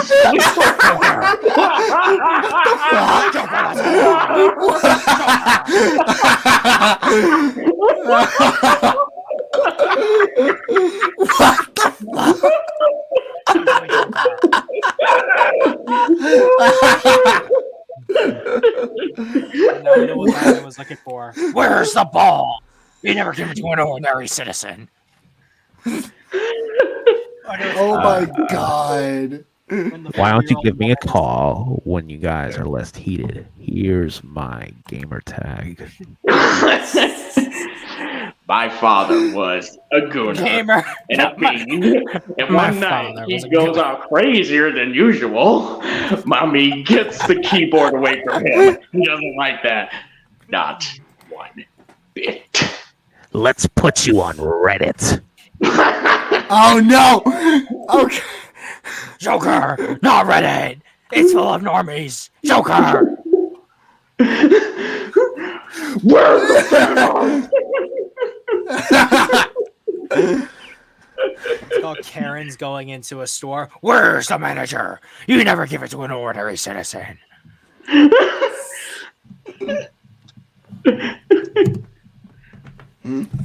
Yeah. Oh my god, that. Oh, good lord. Yeah. On the topic of Christopher Nolan movies, I was about to say my final one about the quotes. My favorite quotes. See, they all want to go back to season 1, but there's no going back. They changed Fortnite forever. Then why'd you want to kill it? I don't want to game in you. What would I do without you? No. Go back to Call of Duty Mobile? No. No, God! No, God! Yeah, on the topic of Christopher Nolan movies, I started rewatching Interstellar. So, that one's good. Yeah, that one's my favorite Christopher Nolan movie, though it doesn't have my favorite scene of any Christopher Nolan movie. That goes to Oppenheimer's Trinity test. Jesus. Yeah, Oppenheimer's really great. Yeah, that one surpassed any and all expectations that I had. I have a hard time choosing between that and -1 as my favorite movie from last year. I have a hard time. I would still solidly say -1, but having watched it, if I watched it last year, I would have put it second place. I'd still go -1 too. Yeah, I think what made Oppenheimer better for me was watching -1. Like, I think -1 indirectly made Oppenheimer better, especially that scene, just because it felt like watching the atomic breath scene again, and I like watching that for the first time. I swear I could hear the of the spines just building up, and then once they get to one, inhale, button press, kaboom! It just it had that same emotion. It just, oh god, that scene's so good. Actually, yeah, addendum. -1 was my favorite movie of last year, but Oppenheimer is definitely, I definitely would say Oppenheimer's at least a close second of favorites of last year. So, yeah. I didn't watch Oppenheimer last year, so second place was, I think it was Spider-Verse. Which. Yeah, I did not like Spider-Verse. You didn't? No. It's time to take the L. That's fair. You know what? I mean, I like the Cross the Spider-Verse, but I don't think it's as good as Into the Spider-Verse. And I will say there's definitely there's quite a bit about it that I would have to say with a caveat. It would depend on what the next movie does, pretty much, because it relies on us needing to see what happens next. I loved it, but it definitely feels incomplete. It definitely feels like they're missing something. So yeah. My problem is that, generally, I'm not a big multiverse movie fan, because there's so many things you just have to account for in a multiverse movie. And then the other thing is that they didn't really do justice to two of my favorite Spider-Men who aren't Peter, those being Ben Reilly and Miguel. And considering that people love Miguel, but I understand where you're coming from because he's a very different interpretation of Miguel. But that's the thing, is that you get there was also a problem with the Across the Spider-Verse movie as well, where you're introducing the other the other Spider-Man variants, but they're essentially new interpretations of variants we've never seen before. And the problem is that most people haven't seen these other variants in their comics or in other pieces of media. And because Marvel loves their synergy, the new interpretations are going to be what paints the character for the rest of their future, unless someone does something that's defining again and changes that perception. Yeah. I didn't watch a lot of movies in 2023, but I can list my 10 favorite, which was Barbie, Scream 6. I was about to say Scream 7. It looked like a 7. Missing the new Ninja Turtles movie. That was a banger. Oppenheimer, The Creator. Yeah. Shin Kamen Rider, Guardians 3, Cross Spider-Verse, and -1. I'd probably say if mine too would be -1 in Shin Kamen Rider. Yeah, Shin Kamen I Rider's still my need favorite of the to. Shins. Yeah, I still need to watch Shin Kamen Rider. I loved Shin Ultraman. It's on Amazon and- Prime. Yeah, I don't have Amazon Prime, Uh, so yeah. So to the high seas it is. No, I'm sure a Blu-ray came out. No, so but it's- I used to like Shin Godzilla, but upon rewatch, it just fell apart to me. And Oh yeah, it does. it just doesn't. How so? Hold. Like it just feels It just feels hollow. Wait, which movie? I wouldn't. Shin Godzilla. Shin Godzilla. Yeah, I didn't really like that one that much. Yeah. It's not my I made Reiwa 3 punching videos bag explain. though. I made Yeah, that 3 one's not videos my- explaining why it's bad though, so want to check that Yeah, out. I'll check those out. But yeah, it's not my Reiwa era punching bag though. That is Godzilla Singular Point. Yes, let's go. Yeah. Let's go. hate More single point hate. Season 2. I- Never got him. I hate Singular Point so much for 2 reasons. One, it feels like it's insulting to Godzilla's Rogues Gallery, mainly just using Gabara's design and passing it off as a new kaiju, and using Titanosaurus, Varan, and Gorosaurus Zilla.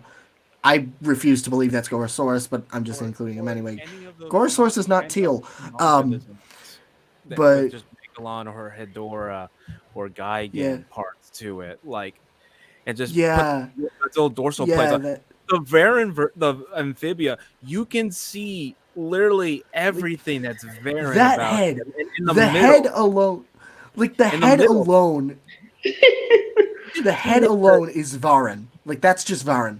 you that see is- the Yeah. two fins on his back, because those are exactly like them. Because I know, because I met the designer who created the Varan suit. I forgot his name, but the Varan 58 suit, and Mhm. and then in the middle you just see the Godzilla dorsal plate just stuck on there, like it was Photoshop. Yeah. Like Yeah, it you feels are even freaking worse for lazy. Titanosaurus. For me, it feels even worse for Titanosaurus, not only because of personal connection, but also just like, They wanted to be Dude. shit so bad, but they couldn't even like make a design. They had to like yeah, Oh no, Yeah. they made designs. They just borrowed like so many elements from like other more recognizable monsters just to leech off of that. At least Shin Godzilla like tried to make unique designs for his various forms. the other thing Yeah. is that the forms thematically had a purpose. Like Yes. it was an evolving catastrophe that kept getting worse because of like the government's inability. There was a reason behind the evolution because it was intertwined with the movie. What is the Yeah. purpose of Ultima going through these forms? He could have just appeared as Ultima. yeah. Because Yeah, people love I've Shin. been saying that you don't even have to get rid. It's not even like you can't include Titanosaurus, Varan, or Gorosaurus Zilla. You could have them be servants to Godzilla, be patrollers of the land, air, and sea, and have their own backing armies. Maybe like the spider things for Gorosaurus Zilla, the Rodans for Varan, and the Mandas for That would have for been a Titanosaurus, and then you could have of Godzilla. And then you could have just, controlling all and then you these could have monsters. had them be something like summoners of Godzilla. You could have had them summon Godzilla. Maybe have them sacrifice one of their minions to bring him in. That would have been terrifying. Go all in with that. Don't make him an evolving organism and just waste these designs. I'm gonna say a hot take. I think I told Vic this and Zimzilla a long time ago, but this is the worst Godzilla interpretation ever. Because there's nothing behind him. He has no personality. He has no thematic purpose. It's basic. Yeah. He doesn't absurd. He's not even like story prevalent at all. Like anyone other than the monsters are just as prevalent as him. He barely appears in his own thing, and that's not even like something like 2014. Like this is just it doesn't work. He's just barely a thing. Yeah. You could literally just swap him out for Cthulhu, and it'd make just as much, or maybe even more sense. He practically. You could probably switch him for any monster, and it would make more sense. He practically has a storm around him. You could change it with just a regular storm, and nothing would be different. Yeah. I will say, like, saying like it's a very strong case about Ultima being like the worst iteration of Godzilla. It's just that I probably won't stand by that as strongly because Godzilla Earth kind of exists, but I can see your point. I was gonna say that too. He does has some thematical things to him. Yeah, he's just like a walking brick, he's almost just like Ultima, but he has thematic purpose, and he has like everything revolves around him, just like Shin. Ultima, there is nothing evolve around him. Earth has a much better case to him. I mean, they have a thematic case. It's just a matter of how well executed is it, pretty much in the long run. Say that Ultima Earth is a pretty cool Godzilla. Yeah, but the reason why I really dislike Singular Point, aside from the insulting aspect, though also building off of that, is very similar to the reasons why I dislike Earth and Shin. It's because Godzilla doesn't really have that much of a character. Even if he thematically makes sense, he's not interesting enough to hold his own. Like Shin, the only real interesting scenes plural with him would be Kamanta-kun's rampage and the atomic breath sequence, which visually is one of the best scenes in the franchise. Jesus, but I think that it doesn't really. Kind of he doesn't really do much. I'd say that Shin Godzilla has some pretty good scenes in the film.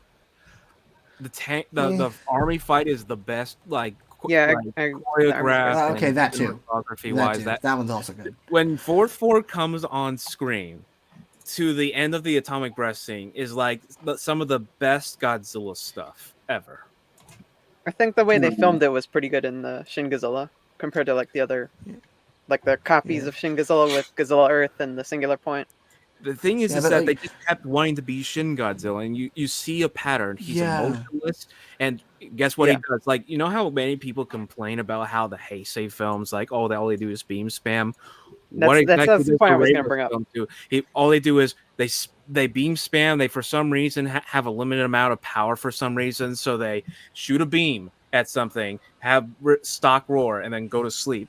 Shoot a beam, go to sleep. Every single movie you see in every single movie. For some godforsaken reason, for some godforsaken reason, why does Earth have all of this power? Because Shin. I genuinely would not be surprised if Planet of the Monsters was rewritten in some way, even if it was just the ending, because of Shin Godzilla. And then he's asleep in Planet of the Monsters, and then he shoots his beam spams them all, and then goes to sleep at the beginning of the, then he wakes up, shoots the beam at Mechagodzilla City, then goes back to sleep, and then he wakes up to Ghidorah, and then every single form of freaking Singular Point, he shoots a ice breath beam, goes to sleep, he evolves, and then goes to sleep. with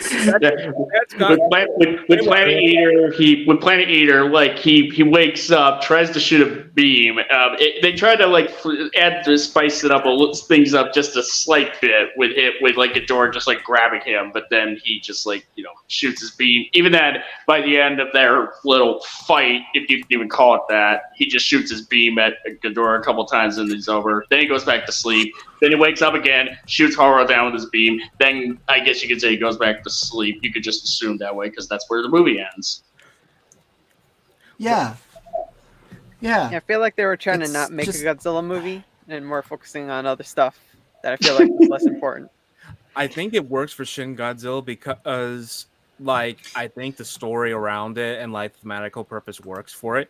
But they kept doing that, and it had less purpose each time. I feel like Shin Godzilla respected like the previous Godzilla films more than the other ones. Yeah, even as someone who dislikes Shin, it's still, I can understand what they were going for here, and in a way, I still agree that it makes a bit more sense for Shin to be the one to do it. But like, why did you have to make Eldritch Godzilla this boring? Why? Like, what the hell were you thinking? Because it's smart, dude. He made up random science terminologies that an actual like science person, talked to me that he's just making random terms and it's all made up BS. Yeah, apparently, like even he like sort of like admitted, like I don't even know what I'm talking about. So whenever someone freaking says like, "Oh, it's based on real science," no, it's not. It's just made up BS. So like 80% of the show's dialogue, is nothing. You're wasting your time. You don't have any characters. There is no character development. It's just expository dialogue that makes no sense because it's made up. So there is no logic to it. Arguably, expository dialogue would at least lend to something. Like, I think a case can be made that the characters in Singular Point are just like harbingers of a Toenjo, just to exposit some diarrhea of the mouth that's just like may not even mean anything all that much sometimes. Like, maybe, I won't say all the time, but there could be portions that you could say like, what's the point of this? Don't know. Yeah, I haven't seen the Singular Point all the way through, but whatever they did to Jet Jaguar was pretty messed up. I'm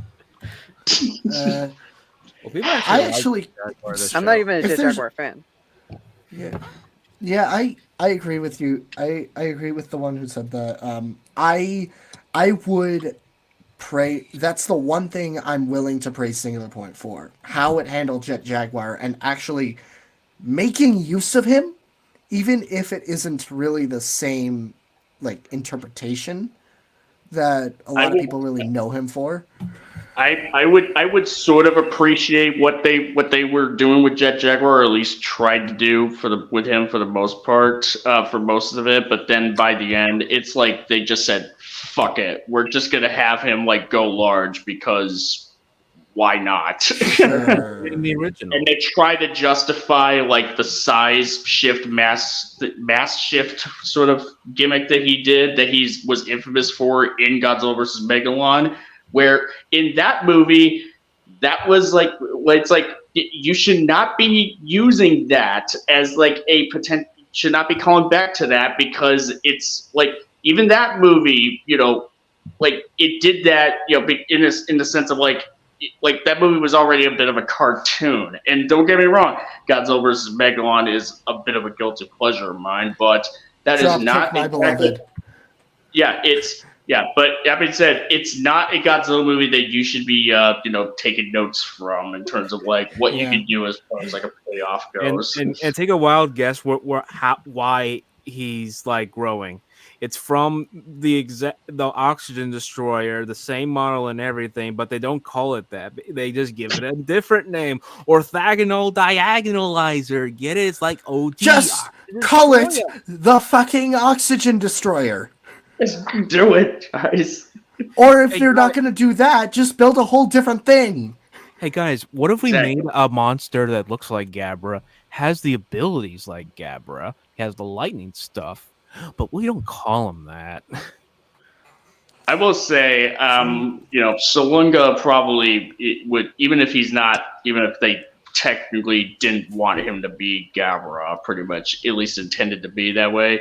If they just called him Gabra, I probably would have been like, okay. I mean, I actually kind of prefer this over the original one. Yeah, Wait, why I not? saw that. Like, why not? I saw Like, that, why and not? even while I was watching the show, even when they named him Salunga, I was just like, wait, what? That's Gabra. That's fucking Gabra. What are you talking about? I would just call him Gabra. I remember when all the Showa elitists were so excited because they were seeing Hedora and Titanosaurus come back, and then all of a sudden, none of them were talking about the show. And like, where did you guys go? I was like, Yeah. I was like, Yeah, it's just- are you guys defending this? Like, what's this blue blood coming out of the not Kamunga with the random Megalon drill arms for feet? For some reason, it's Yeah. just coming out of him.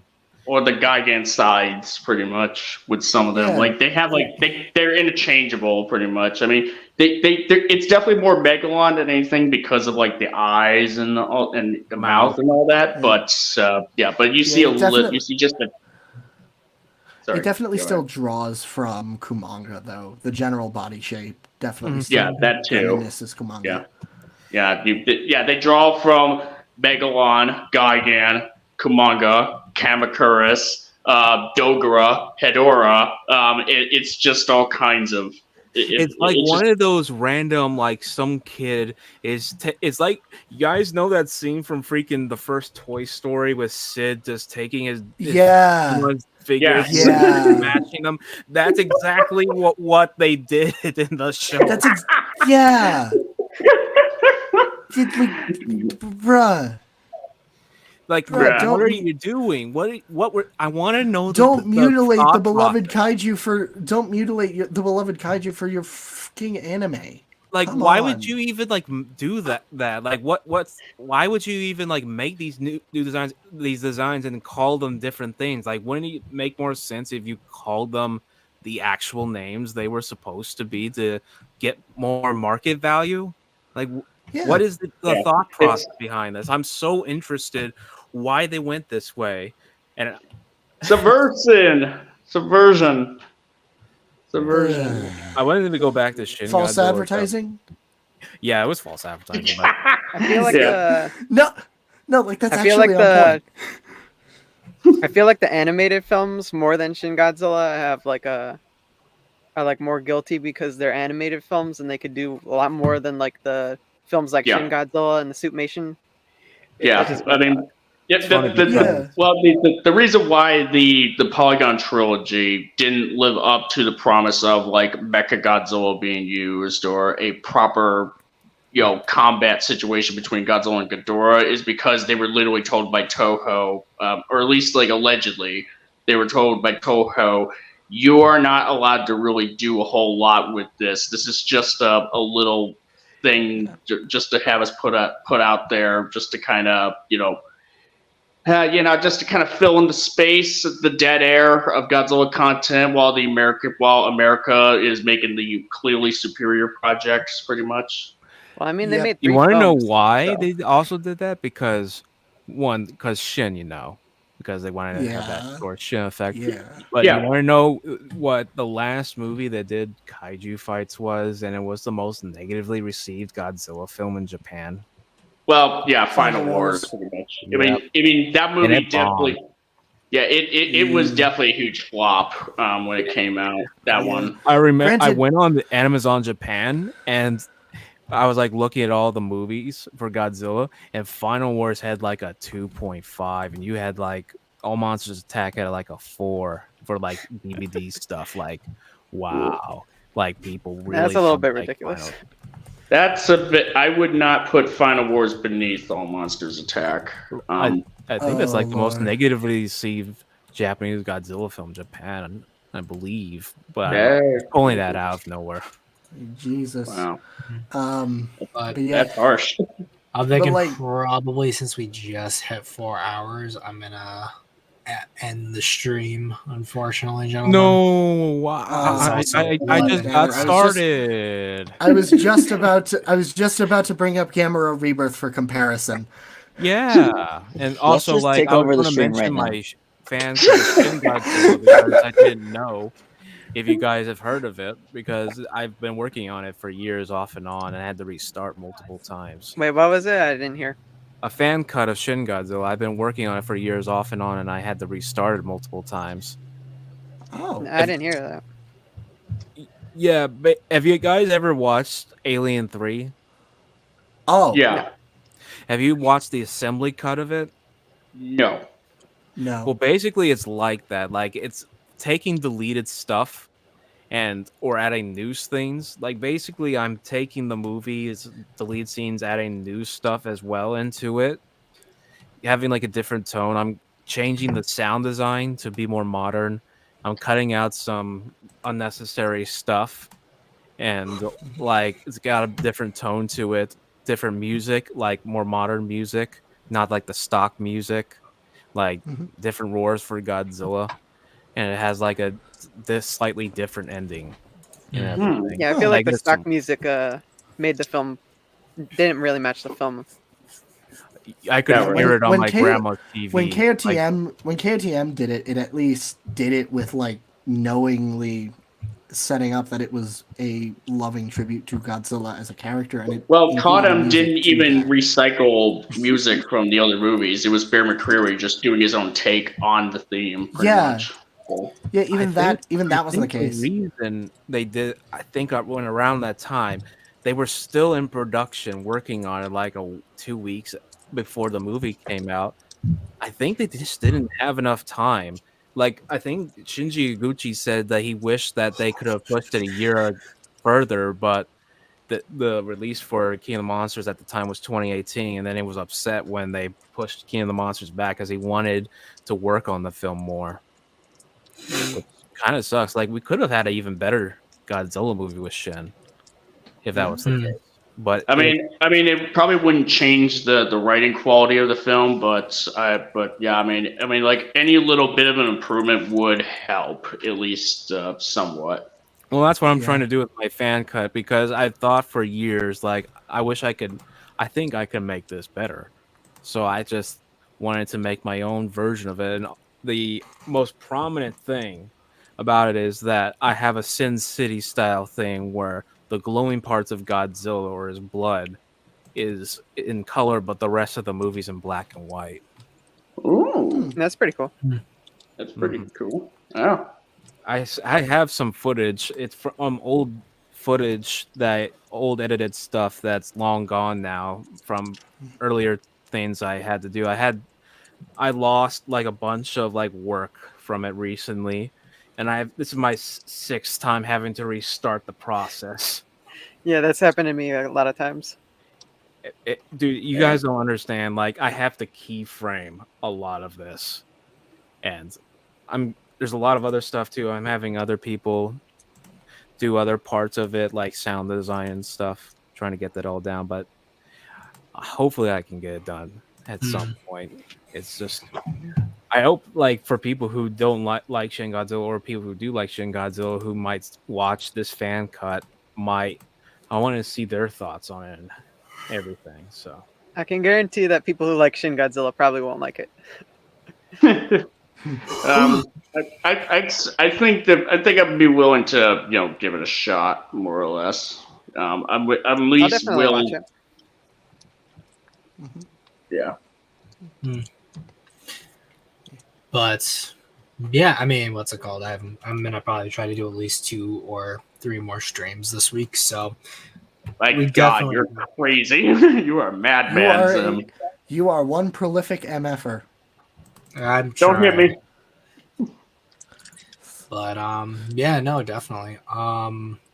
If you guys want more stuff to show for those weeks, I'm gonna probably do a community post tomorrow to let people know sort of what they may want to see topic wise, and I'll be able to plan those out. But I want to thank obviously Rick for coming on for this, and I want to thank you 4 gentlemen for filling out for that last half as well. and because I like these after parts as well. Also, Zim, before we close out, I was just wondering, when is the next Kaiju Roundtable, if you're going to do another one of that?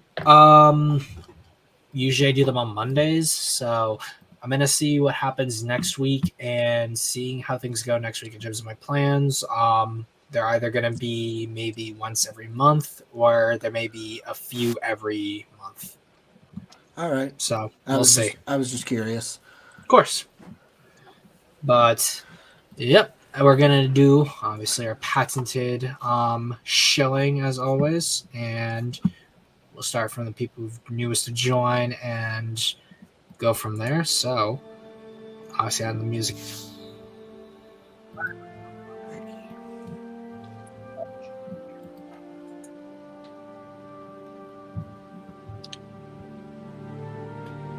And that means you, sir. Justy. You get to shill. Tell everyone in the audience where people can find you.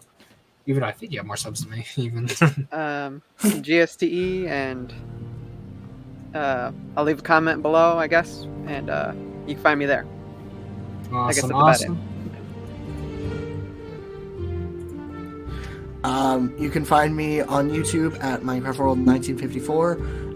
Usually I comment on the videos, so you could probably find the comments there, or look me up there. And I have an Instagram, which is also Minecraft World 1954, where I post artworks and concepts for a Greek mythology-inspired kaiju movie that I'm working on. I just posted a concept for one of the opponents that the main kaiju faces, so check it out there. Take care. Peace. Hello, this has been your guest, the Sea Monster, and as always, it's great to be on here, pretty much, on good old Zimcast, be part of the Zim lore and everything. But yeah, as far as my channel, Sea Monster Essays, I host live streams called Sea Monster Live, and I have one coming up this Thursday at 5 p.m. Eastern Standard Time, just to be specific for the time zones, where I'll be talking about the Godzilla 2014, because that movie turns 10 on that day, pretty much, as well as the Monsterverse, believe it or not. So it'll be a general Monsterverse discussion, so if anyone wants to hop on and join me on that evening, more than welcome to, and check out the rest of my content. As far as what else I got going on, progress on my Godzilla vs. King Ghidorah video is going pretty good, by the way. So, but yeah, that's my end.